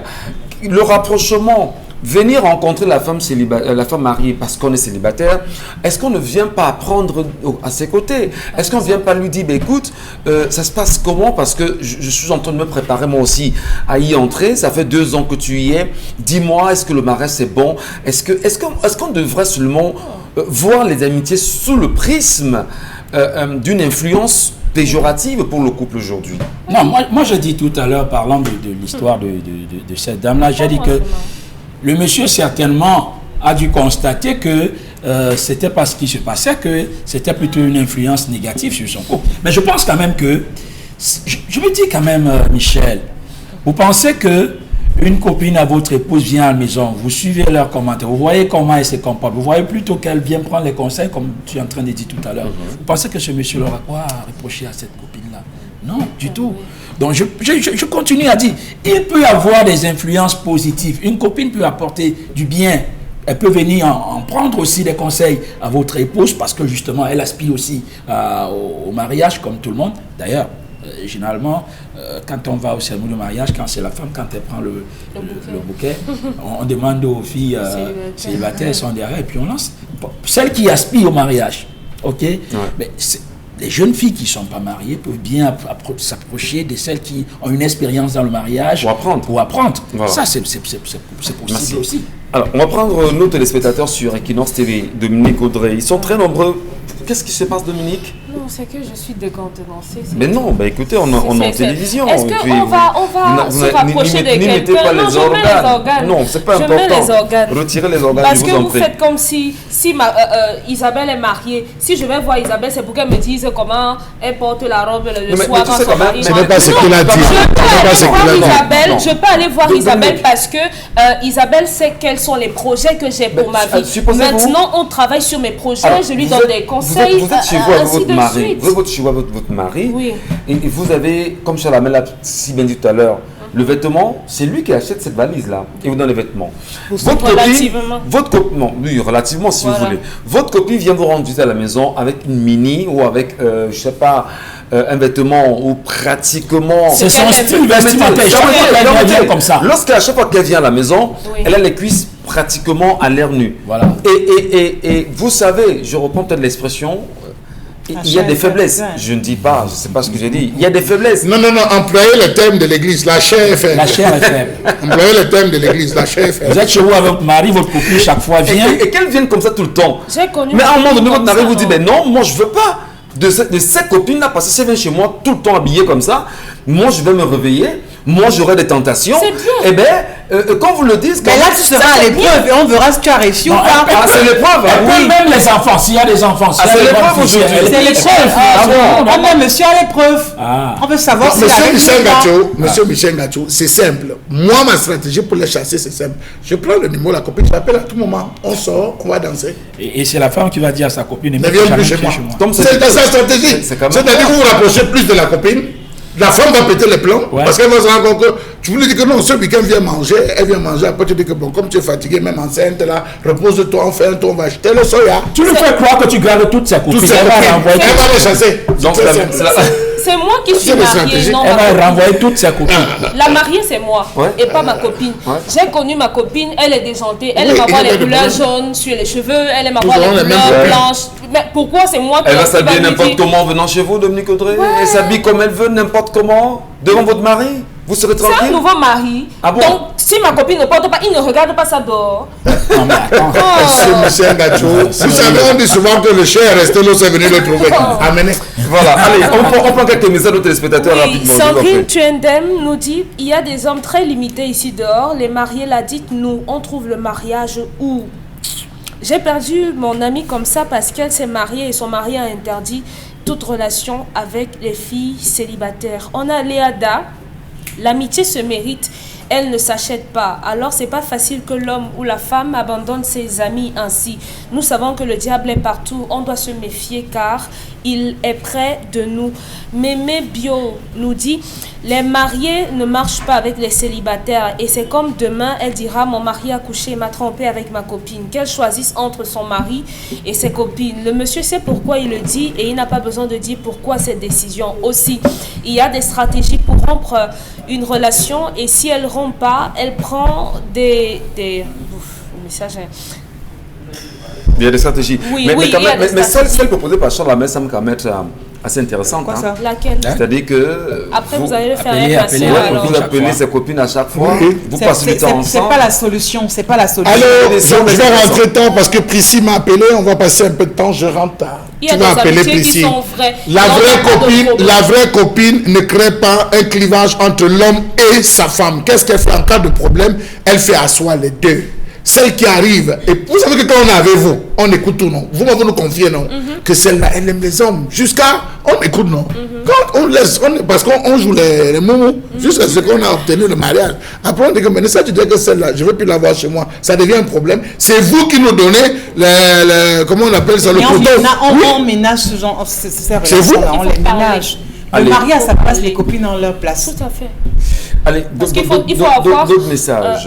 le mariage, chacun doit avoir son intimité. Rapidement. Oui, Marie-Claude, c'est sûr que c'est le genre de femme qui a montré à l'homme que si tu ne m'épouses pas, ma vie est finie. Maintenant, il se sert de ça pour te faire le chantage à tort et à travers. Après simplement 3 mois de mariage, là, je complète. Gore Moula, pour moi, ça dépend du comportement des copines. Il y a des copines mariées, mais de très mauvaise compagnie, et parfois des copines célibataires, matures et de bonne Voilà. moralité. Merci beaucoup, merci à tous. Nous sommes vendredi. Et bien dans un instant, nous serons aux côtés bien sûr de nos amis du Centre linguistique régional de Douala, notamment Madame Ongene Estelle qui nous retrouvera dans un court instant. Et à ses côtés, Victor Atangana, tous du service marketing. Ils ont choisi de s'arrêter sur Equinox Télévision ce matin et avec beaucoup de plaisir à vous. Madame Ongene Estelle, bonjour d'abord à vous et bienvenue sur Equinox. Merci, bonjour à vous également. Et bonjour à vous, monsieur Victor Atangana. Je rappelle bien sûr que vous êtes tous deux du service marketing. Bonjour, vous, monsieur Victor Atangana. Merci, bonjour aussi. Très content d'être parmi vous ce matin. Alors, Justement, ce matin, ensemble, nous parlons du Centre linguistique régional de Douala et on a envie de comprendre quand commencent les cours de vacances pour les jeunes et combien de sessions on aura pour cette édition, pour cette année. Bien, merci. Je nous aurais parlé des cours intensifs pour jeunes, sans toutefois. Je ne saurais parler des cours pour jeunes, sans toutefois expliquer ce que c'est que les cours intensifs. D'accord. Les cours intensifs, c'est ces cours que nous organisons généralement pendant les vacances, c'est-à-dire quand l'école est terminée. Et ces cours-là se déroulent pendant un mois, c'est-à-dire la session dure un mois. Les apprenants viennent tous les jours au centre, de lundi à vendredi, pour 2 heures de cours intensifs. Bien. Oui, bien sûr. Pour satisfaire la demande qui se veut de plus en plus croissante, nous avons organisé cette année 3 sessions. La première session qui débutera le 7 juin, c'est-à-dire lundi prochain, et s'achèvera le 2 juillet 2021. La deuxième session, quant à elle, débutera le 5 juillet et s'achèvera le 30 juillet. La troisième session débutera le 2 et s'achèvera le 27 août. Pas de course, Madame Onguéné. Quelles sont les tranches d'âge concernées et où se situe le Centre linguistique régional de Douala? Bien. Les cours intensifs concernent tous les jeunes, c'est-à-dire tous les jeunes sont conviés à ces cours-là. Qu'il s'agisse des élèves, des étudiants, des personnes qui sont dans des écoles, des centres de formation, ils sont tous conviés. Et permettez-moi aussi de rappeler que les enseignants qui sont également en congé actuellement peuvent également prendre des cours au centre linguistique. Et permettez-moi de préciser déjà que ces enseignants bénéficient d'une réduction de 50%. Avec vous, Monsieur Atangana Victor, dites-nous, what are the conditions for participating in holiday classes today? Thank you very much for giving me the floor again. I think we just need to come to the center, get a placement test at the cost of 500 francs. Yes, please, thank you. The cost of the placement test is 500 francs for Cameroonians, and for foreigners it is 1,000 francs. Once you come to the center, we give you a placement test. From there we'll know your level, and the level starts from foundation through elementary, from elementary to lower intermediate, from lower intermediate to intermediate, from intermediate to upper intermediate, and finally advanced level. So anybody can come, and you will find your place in the linguistic center. At the end of the training? At the end of the training, we just have your report cards because you need to reach the advanced level before you have an attestation, because our attestations are meant to open you to the world market. Thank you. Madame Atangana, on gagne le temps pour moi. Je reviens avec vous. Qu'est-ce qui fait la différence entre le centre linguistique régional de Douala et les autres centres linguistiques? C'est quoi la différence concrètement? Bien, la différence se situe à plusieurs niveaux. Déjà, il faudrait rappeler que les formateurs dans les centres linguistiques sont des enseignants formés dans les écoles normales de Parle au Cameroun. Vous voyez bien que c'est la crème de la crème que nous vous offrons. Ensuite, nous avons des enseignants qui sont formés à l'utilisation des nouvelles technologies de l'information et de la communication par les soins de l'ambassade des États-Unis qui est en partenariat avec les centres linguistiques. Vous conviendrez donc avec moi qu'ils jouissent d'une expertise et d'une expérience avérée dans l'enseignement.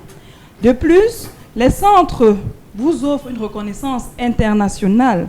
Quand je dis reconnaissance internationale, c'est parce que nos enseignements ainsi que les évaluations sont conformes aux exigences du cadre européen commun de référence pour les langues. C'est la raison pour laquelle nos attestations et même nos diplômes que vous obtenez en fin de formation sont reconnus de par le monde. Voilà. De plus, je ne saurais terminer sans préciser que le Centre linguistique régional de Douala ainsi que les autres centres sont placés sous l'autorité du secrétariat général de la présidence de la République du Cameroun, d'où la légitimité de cette institution qui veille à la promotion du bilinguisme officiel.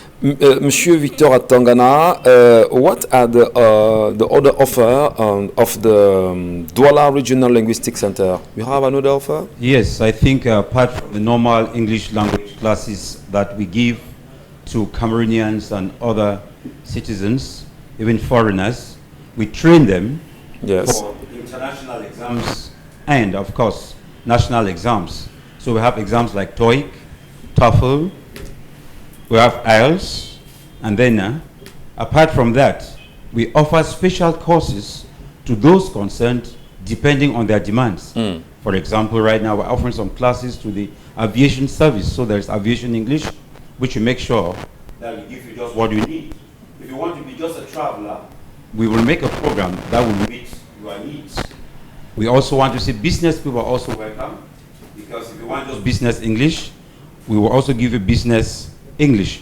So it is not only normal English language classes that we offer you, we offer special courses according to the demands of the people. Thank you. Even you here at the radio, at the television station. Just now, can we have the contacts of Douala Regional Linguistic Center? Yes, we have 69946 6758 or 677 450895 699 46 67 58 ou 677 45 08 95. Voilà. Merci. Et bien sûr, ce sont les contacts de ce centre linguistique régional de Douala. Et vous demandez bien sûr aux populations de rapidement se joindre à vous pour bénéficier de ces nombreuses formations. Nous vous disons infiniment merci d'avoir choisi Equinox Télévision pour en parler. Merci d'être passé par là. Madame Estelle Onguene et Victor Atangana, je rappelle que vous êtes du service marketing. Merci beaucoup. Merci, monsieur. Merci pour l'invitation. Merci. Allez, nous poursuivons l'émission sur Equinox, madame. C'est 10-12, le Zénith, monsieur également.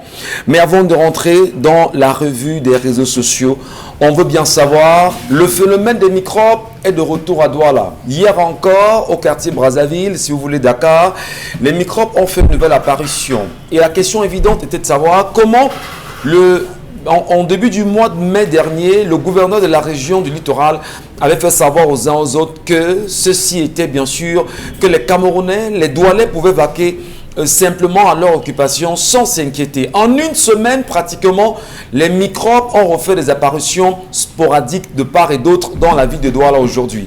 Que nous dit exactement le gouverneur de la région, ou encore la question évidente de savoir le chef de l'État qui a prêté serment en fait, sur la question de la sécurité des biens et des personnes. Qu'en dit-il exactement sur les nouvelles apparitions sporadiques des microbes dans la ville de Douala aujourd'hui? Les populations devraient-elles se comporter comme celle de Dedo qui récemment, à l'arrivée ou à la sortie des microbes, elles se sont organisées pour créer un réel front? Vous avez entendu parler certainement, monsieur et madame, sur cette question. Hier encore, à Dakar, ils sont ressortis et des gens sortaient de chez eux, rentraient chez eux avec du sang, précisément. Alors, il faut dire quand même, M. Michel Ngachou, qu'il y a lieu de tirer quand même un coup de chapeau au délégué régional de la Sûreté nationale, M. Raymond Essogo, qui, je peux vous assurer, a mis tous les batteries pour interpeller. Je pense qu'ils sont actuellement à Nebel environ 100. Il y a 100, parce qu'on avait personnellement, j'avais eu l'occasion de suivre, on les interpellait, et Andokoti, Abonaloka, Yamabanda, on a pris tous ces poches. Peut-être c'est une nouvelle poche, M. Michel Ngachou, qui vient de voir le jour. Ça peut être une nouvelle poche qui vient de voir le jour, parce qu'on parle d'un retour de quelqu'un qu'on a attrapé, un élève de l'heure qu'on a attrapé, on a lynché pour cas de vol et de tuer, ils sont allés s'associer pour venir venger. Donc je pense que les populations devaient contribuer en dénonçant ce type de personnes. Et je tiens à préciser qu'il y a une réaction prompte, et qui se poursuit jusqu'à présent parce qu'il y a un calé-calé qu'on a organisé pour vider littéralement ces quartiers. Mais en même temps, il faut toucher le problème à la racine.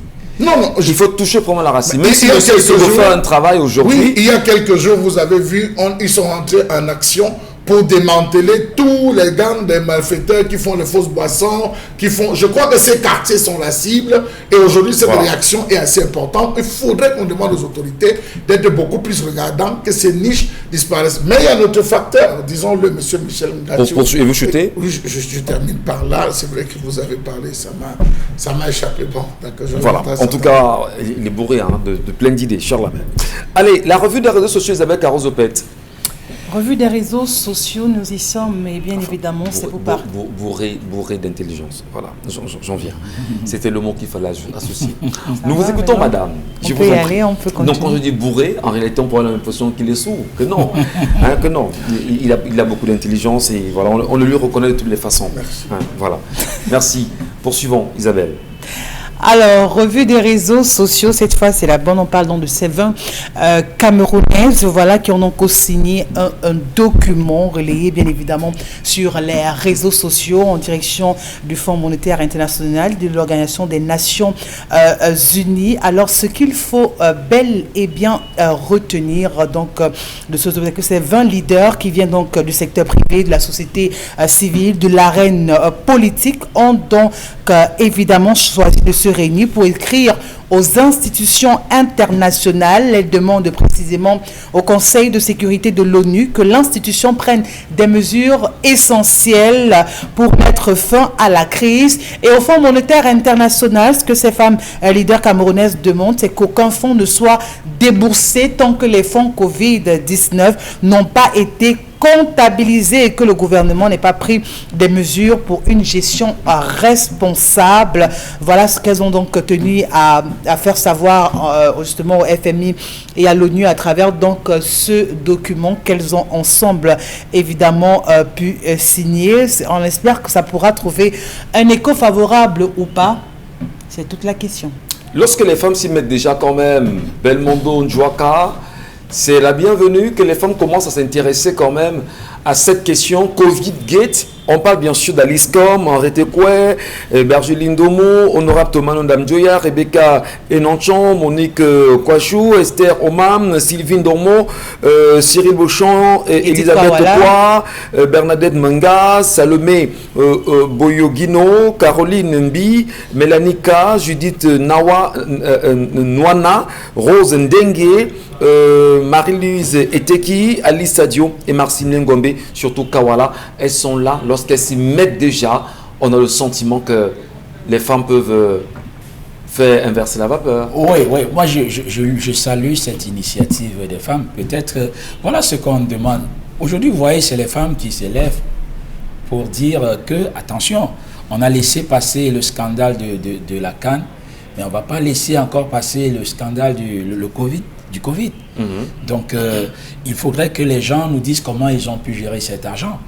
Moi, ce que je déplore, c'est que les politiques... Voilà ce qu'on demande aux politiques. Les politiques, eux, ils vont en rendre dispersés. Chacun veut se positionner. La femme montre l'exemple politique. Montre l'exemple politique. Mettez-vous ensemble. Vous pensez que si tous ces partis d'opposition se mettent ensemble et parlent d'une même voix, d'une seule voix, tant qu'il n'y a pas, on ne voit pas clair sur la gestion des fonds de la CAN, de la gestion du fonds Covid, rien ne va avancer. Vous pensez qu'on ne va pas les écouter? Mais quand les gens s'élèvent pour cela jouer en solo, bon, c'est bien dommage. C'est bien dommage. On a vu l'autre qui avait initié sa marche. La marche est où? Il y avait quelqu'un qui avait annoncé une marche. Oui, là, à Yaoundé. Oui. Denis Emilien Atanga. Voilà. D'accord. Où est passée la marche? Mais la marche était interdite simplement par les sous-préfets. Très bien. Donc vous pensez que si tous les partis d'opposition se mettent ensemble, disent on va marcher, vous pensez qu'on va arrêter tout Je vous rappelle que lorsque vous parlez de partis d'opposition, il y a les vrais partis d'opposition. Je parle des vrais, je parle pas de l'opposition. Non. Je parle des vrais partis d'opposition. Voilà. Alors, lorsque les femmes commencent à se lever sur une question comme celle-ci, Dominique Audrey, doivent-elles être encouragées ou pas? C'est quand même des femmes, nous les encourageons. Enfin, moi je les encourage déjà. Ça veut dire que vous avez déjà répondu à la question. D'accord. Oui, si vous trouvez bon et juste, parce que là, il n'y a pas Elle parle pour le Cameroun en entier. Je crois que ce sont des partis de leur casquette politique. Ouais. Il n'est pas question de Kawala, de son parti, de son parti. Non, vraiment, on ne parle pas de parti là-bas. On parle de femmes camerounaises qui en aura la casquette de la gestion du pays, des affaires politiques, et ont décidé de prendre les devants. Maintenant, il ne faudrait pas que ça s'arrête simplement à ce que ce soit des femmes. Il faudrait que des femmes rejoignent le mouvement et que les hommes également accompagnent du moins ceux qui sont du bon côté, qui estiment qu'effectivement, tant qu'on n'a pas encore terminé de régler cette question de Covid-Gate, il n'est plus question de renvoyer ou bien de rajouter de l'argent ou bien après une quelconque donation. Il faudrait au préalable avoir des bases, des normes établies qu'il faudra respecter. Surtout qu'elles estiment dans leur réaction, elles disent bien, elles rappellent au Fonds monétaire international que les crédits des facilités que vous octroyez justement au Cameroun, ce ne sont pas ces individus qui vont vous remettre cet argent.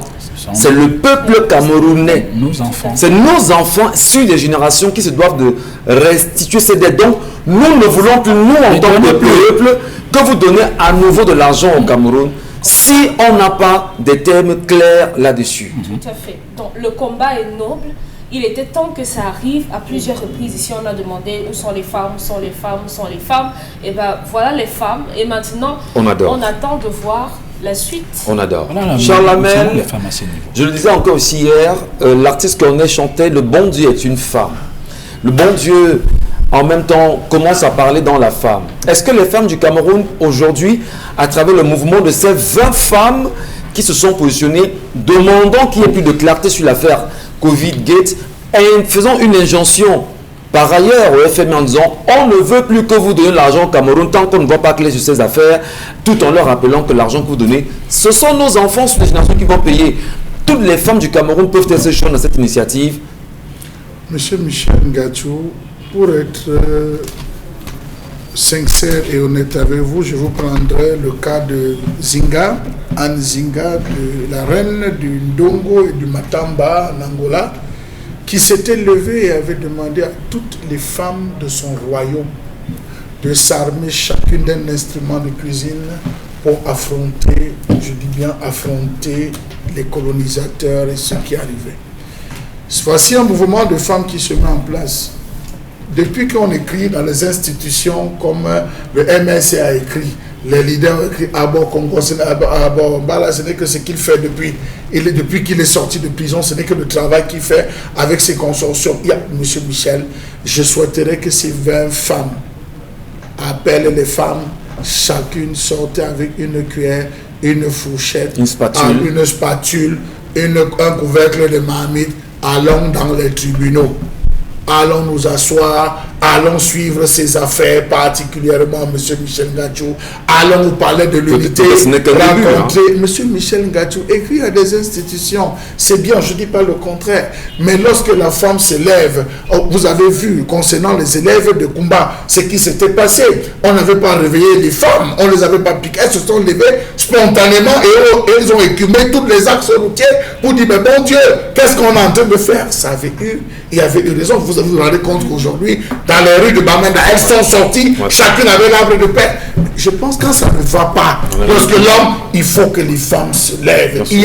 Je vous assure qu'il y a à profusion de sujets susceptibles de mettre la femme dehors, que la femme sorte véritablement revendiquée et que ces femmes ne se contentent pas à ça, que vraiment elles vont rencontrer les responsables. Qu'elles mobilisent les femmes, elles vont rencontrer les gouverneurs. Elles mobilisent les femmes, elles vont rencontrer les préfets. Elles vont rencontrer en disant que trop, c'est trop. Il est temps que ces personnes rendent gorge, M. Michel Ngatou. Merci infiniment, Charles Mbachou. Les femmes qui nous regardent ce matin, on peut aussi se dire que l'espoir est posé entre les mains des femmes, finalement. Oui. Elles sont aujourd'hui un peu plus nombreuses que les hommes, il faut le rappeler. Elles sont très nombreuses d'ailleurs que les hommes. Elles peuvent décider d'aller rencontrer le chef de l'État. Oui, elles peuvent décider. Elles peuvent dire toutes les femmes du Cameroun, rendez-vous à Etoudi.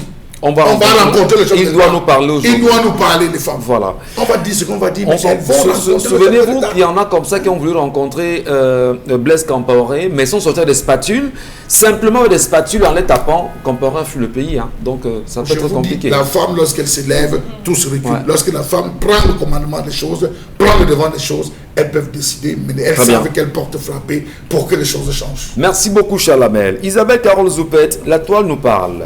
La toile nous parle, justement, on s'arrête sur cette plaque. C'est un arrêt chez Image, ça il faut le dire, parce que justement, elle a cristallisé l'attention de plus d'un sur les réseaux sociaux. C'est donc cette plaque sur laquelle vous pourrez, vous comme moi bien évidemment, lire ce qui est bel et bien mentionné dessus. Alors, il faut savoir que donc, on a les travaux de construction d'une salle multimédia au lycée classique de Nanga et Boko. Et on peut bien lire délai d'exécution 60 jours. Bon, mais là, lorsqu'on lit plus là, financement, fonds spécial cas Covid-19, voilà, et voilà, on écrit bien évidemment par la suite, délai d'exécution 60 jours, et justement les conversations ou encore les commentaires vont dans tous les sens. Chacun se pose la question de savoir si c'est pour justifier où serait passé l'argent des fonds justement alloués pour la gestion de la pandémie de Covid-19, ou alors c'est un projet qui était là, qui existait déjà et qu'on a voulu ou encore on a choisi juste ce moment précis pour pouvoir le sortir de terre et donner comme délai justement d'exécution 60 jours. Est-ce que c'est pour justifier l'argent qui avait donc été caché, volé? Alors, Ben Djouaka, qu'est-ce que vous lisez là? Financement, fonds spécial, Covid-19. Oui, c'est ça qui attire. Et c'est bien sûr le ministère des enseignements secondaires. Encore le Minesec. Oui, encore le Minesec. Dernièrement, on distribuait les cartons de savon et... je ne sais pas, et tout le reste là dans les établissements. Oui. L'argent est arrivé depuis 2020. Non. C'est en fin 2021, juin, qu'on commence à faire la question que je me pose, ça c'est la construction de salles... Des salles informatiques. Ouais. Attendez, l'argent du Covid, c'était pour construire... Des salles de classe. Des salles multimédia. Des salles multimédia. Non, je me pose... Non, attendez. Lutte contre le Covid. En quoi la salle là? Lutte contre le Covid. Et pourquoi maintenant il y a une série, on vous dit en 60 jours. Bon, on va construire ça en 60 jours. Ouais. On va équiper ça en 60 jours, en 2 mois. Non, faut pas, on ne va pas contourner. Tout ça, c'est pour justifier. On cherche à justifier les fonds qui ont été, entre guillemets, détournés. Bon, on essaye de ramener une partie, exécuter quelques chantiers pour après... devant le juge, dit que voilà ce que j'ai fait, voilà ce que j'ai fait. Pourquoi c'est maintenant que ça sort? C'est-à-dire que ça brûle, hein? Non, ça brûle. Vous voyez, quand vous regardez, il y a du mouvement dans certains ministères, notamment le Minesec qui se bat à faire des choses. Et il n'y a peut-être pas que le Minesec, Dominique Audrey, puisque vous allez quand même aussi laisser votre appréciation sur cette plaque que nous regardons et que nous lisons d'ailleurs. Il n'y a pas que le Minesec, il y a même des ministères comme le ministère de l'élevage, des pêches et de l'industrie animale, où on vient de repenser qu'il faudrait distribuer un peu d'argent aux éleveurs. Hein? Vous le savez. Oui, ils attendent ça depuis. Il faut qu'on leur donne. Alors, pour revenir au Minesec... Comment on avait fait quand il y avait la tomate qui surabondait là? Je ne sais pas. Il y a eu une sortie. Non, je pose une question bête, vraiment. Qu'est-ce qu'on a fait des citoyens qui... Je crois qu'il y a des gens qui se sont donné la mort. Ouais. Quand les productions de tomates sont arrivées et tout, il n'y a pas eu de... Il n'y a pas eu de sortie? Il n'y en a pas eu. Non, du tout. Voilà. Il n'y a eu aucune subvention, rien du tout. Rien du tout. Alors, 60 jours, délai Charlamel rapidement en 1 minute pour pouvoir... On construit les salles multimédia quand l'année est finie. Oui. Mais il faut justifier l'argent de fonds Covid, non? Pour préparer la prochaine entrée. Hein? Charlamel Bachou. L'argent de Covid, maintenant, c'est pour construire... À l'entrée de Denver, vous allez voir une plaque qui avait été installée là, délai de construction, je pense bien, c'était aussi 60 jours pour ouvrir le bras dans le cas des inondations, ouvrir les bras jusqu'au vouri afin d'éviter. On devait ouvrir des bras du vouri, ouvrir les draps et tout pour éviter qu'il y ait des inondations. La plaque est toujours là, mais le travail n'a pas été effectué. Michel Gatou. Donc, je prends cet exemple pour vous dire que voir un sérigraphe à 22 heures pour qu'il vous estampille ça et qu'on vient déposer, ça ne coûte rien. Mais entre ça et bénir le sable et l'effectivité du travail, c'est encore là. Donc je vous assure, il faut absolument justifier, laissez-les se battre à justifier, donner du travail aux fins limites. Toujours est-il que nous connaissons la fin de cette affaire, vivement que les femmes qui ont commencé à se lever ne s'arrêtent pas là à ce niveau, qu'elles vont jusqu'au bout de leur logique, histoire de dire les hommes, arrêtez, c'est trop. C'est trop, c'est trop. Mettre une plante ne suffit pas. Est-ce qu'il y a une réorientation du budget de cette répartition? C'était lutte contre le Covid, savon, seau, gel hydroalcoolique et tout, les masques et consorts. C'était ça ce qui devait être. Mais hélas, c'est tout autre chose. Merci infiniment, Charles Amen Bachou. Merci à vous qui êtes sur Equinox Télévision et surtout avec 10 le Zénith. On marque encore une pause. Et cette fois-ci, nous recevons ce jour Mademoiselle Arielle Leina Kazé, directrice de l'immigration efficace Canada, agence de Bonamoussadi. Et comme vous le savez, Immigration Efficace Canada est une entreprise spécialisée dans le voyage pour le Canada et ailleurs, et dont le fondateur n'est personne d'autre que Monsieur Henri Simplice Tchangan Ziemi, consultant réglementé et en immigration que nous avons très souvent reçu sur ce plateau. L'entreprise est spécialisée dans, vous le savez, madame, monsieur, les demandes de visa canadien pour travailleurs, touristes et étudiants. Elle est avec nous, Arielle Leina Kazé. Bonjour et bienvenue sur Equinox Télévision. Bonjour monsieur, merci. Alors, a-t-on forcément besoin d'avoir un baccalauréat aujourd'hui pour s'inscrire dans une école au Canada? Arielle Leina. Merci monsieur. Il n'est pas obligatoire d'avoir un baccalauréat pour s'inscrire dans une école canadienne. Il faut savoir qu'il existe des écoles de formation professionnelle qui eux ont moins de sélection. Ils sont moins sélectifs que les universités. Il faut savoir qu'avec un probatoire ou un BPC, c'est possible de s'inscrire dans un centre de formation professionnelle au Canada. En contrepartie, il faut savoir qu'il y a des filières ou des programmes qui sont un peu plus sélectifs que d'autres.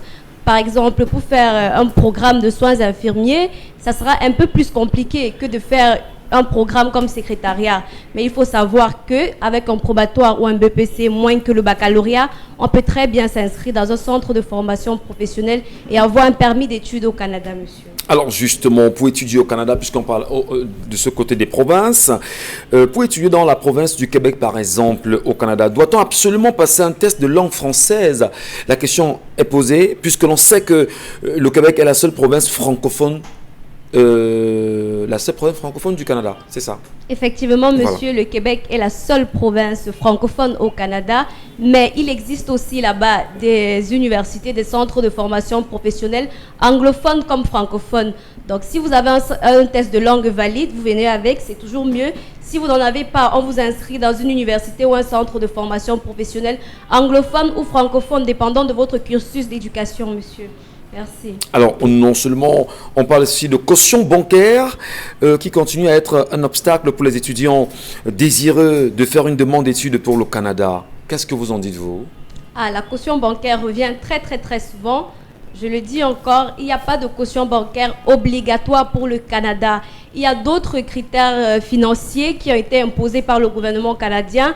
La caution bancaire, à l'époque, il y a quelques années, était obligatoire. Il fallait absolument bloquer de l'argent dans un compte, mais ce n'est plus le cas. Ouais. Le postulant devra en contrepartie présenter un garant qui est aussi, lui, comme une prise en charge, je dirais. Mais la caution bancaire n'est plus une obligation. Si votre famille a les moyens de bloquer de l'argent dans un compte, tant mieux. Il le fait pour améliorer votre vie au Canada, mais ce n'est plus une obligation comme il y a quelque temps. Alors, c'est tellement bien dit. Et on peut bien comprendre que c'est d'autres voies de contournement mise en place par Immigration Efficace Canada.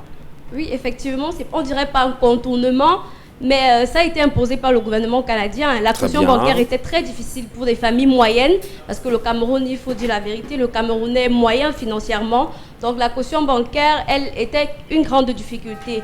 Le garant vient un peu, je dirais, assouplir cette mesure-là qui a été imposée par le gouvernement canadien. Alors, il y a toujours une question récurrente qui revient à chaque fois. Arielle Leina Kazé, qu'est-ce qui fait la différence entre Immigration Efficace Canada et toutes celles qui sont investies comme agence et qui feraient dans le même secteur? C'est quoi la différence fondamentalement? Alors, premièrement, je dirais que Immigration Efficace Canada a pour président un consultant réglementé en immigration. Ouais. Ce n'est pas tout le monde qui est autorisé à faire des procédures d'immigration canadienne. C'est très important de se rassurer qu'on est devant une agence fiable et surtout qui a été réglementée, autorisée à faire cette procédure-là. Notre président l'est, il a un numéro qui lui a été attribué par le gouvernement canadien. On fait la différence parce que nos procédures... C'est ce qu'on a au bas de l'écran? Ça, c'est les numéros de l'agence, monsieur. Ça, c'est D'accord. les numéros de l'agence de Bonamoussa dit, dont je suis la présidente, la directrice. Les numéros de Camtel, qui est l'agence mère, je dirais, la première agence à Camtel Bepanda. Et on a les numéros du Canada, le numéro du consultant, c'est bureau qu'il a au Canada, monsieur. Merci infiniment. Merci Alors, à vous. vous nous rappelez où sont situés vos bureaux au Cameroun rapidement, s'il vous plaît? Alors, nos bureaux, nous avons l'agence de Bonamoussadi, dont je suis la directrice d'agence, comme j'ai dit tantôt. C'est situé à Bonamoussadi, à l'ancienne mairie de Douala 5e, l'immeuble qui est juste collé à l'ancienne mairie de Douala 5e, pas loin du carrefour Masson, au 4e étage à la porte 402. D'accord. L'agence mère, comme je l'appelle très souvent, celle de Camtel Bepanda, elle est située à l'entrée principale face Camtel Bepanda. Nous avons l'agence de Yaoundé qui est au carrefour Emia, au-dessus de la pharmacie polytechnique. Voilà. Merci infiniment, Ariel et Ina Je vous Kazé. remercie, monsieur. C'est un plaisir justement d'être à vos côtés. On vous attendra pour d'autres passages sur notre antenne. Merci Je vous également. remercie, monsieur. Bonne journée à vous. Merci, monsieur. Allez, À vous Charla Melbatchou, Isabelle Carole, Zoupette, Belmondo Njouaka, Dominique Audroyengeleg, nous sommes vendredi. On se souhaiterait justement de passer un excellent week-end certainement. Quand on sait d'ailleurs que l'affaire Covid Gate est en mouvement, on s'attendrait certainement à avoir d'autres réactions. Quand on le dit justement, on va dire qu'il y a des noms qui commencent à sortir et il y a un nom qui fait beaucoup de bruit aujourd'hui. Nous attendons le remaniement du chef de l'État. Il le fera. 17 heures Il le fera. ce week-end. C'est ce que nous, le peuple, on attend. Ah, ça. Le peuple camerounais remaniement. attend le remaniement. Qu'il y ait un remaniement, qu'on nettoie véritablement ce qui est en train de se passer là. Voilà. On a déjà retiré le passeport. Vraiment, monsieur le président, que d'ici à ce week-end, un remaniement. Voilà, Belmondo, merci également à vous. Bon Allez, week-end. bon week-end à vous, bon week-end Isabelle Carozopette, Dominique Audrey, madame, monsieur. Bon week-end à vous, dans l'espoir de vous retrouver lundi, lorsqu'il sera 10h sur notre antenne. Restez sur Equinox.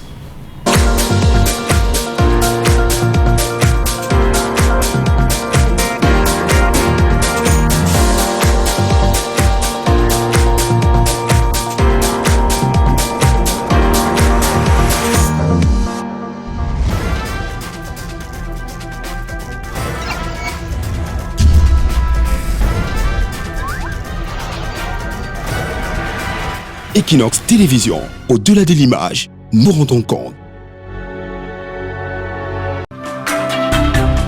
Ce dimanche sur Equinox Télévision.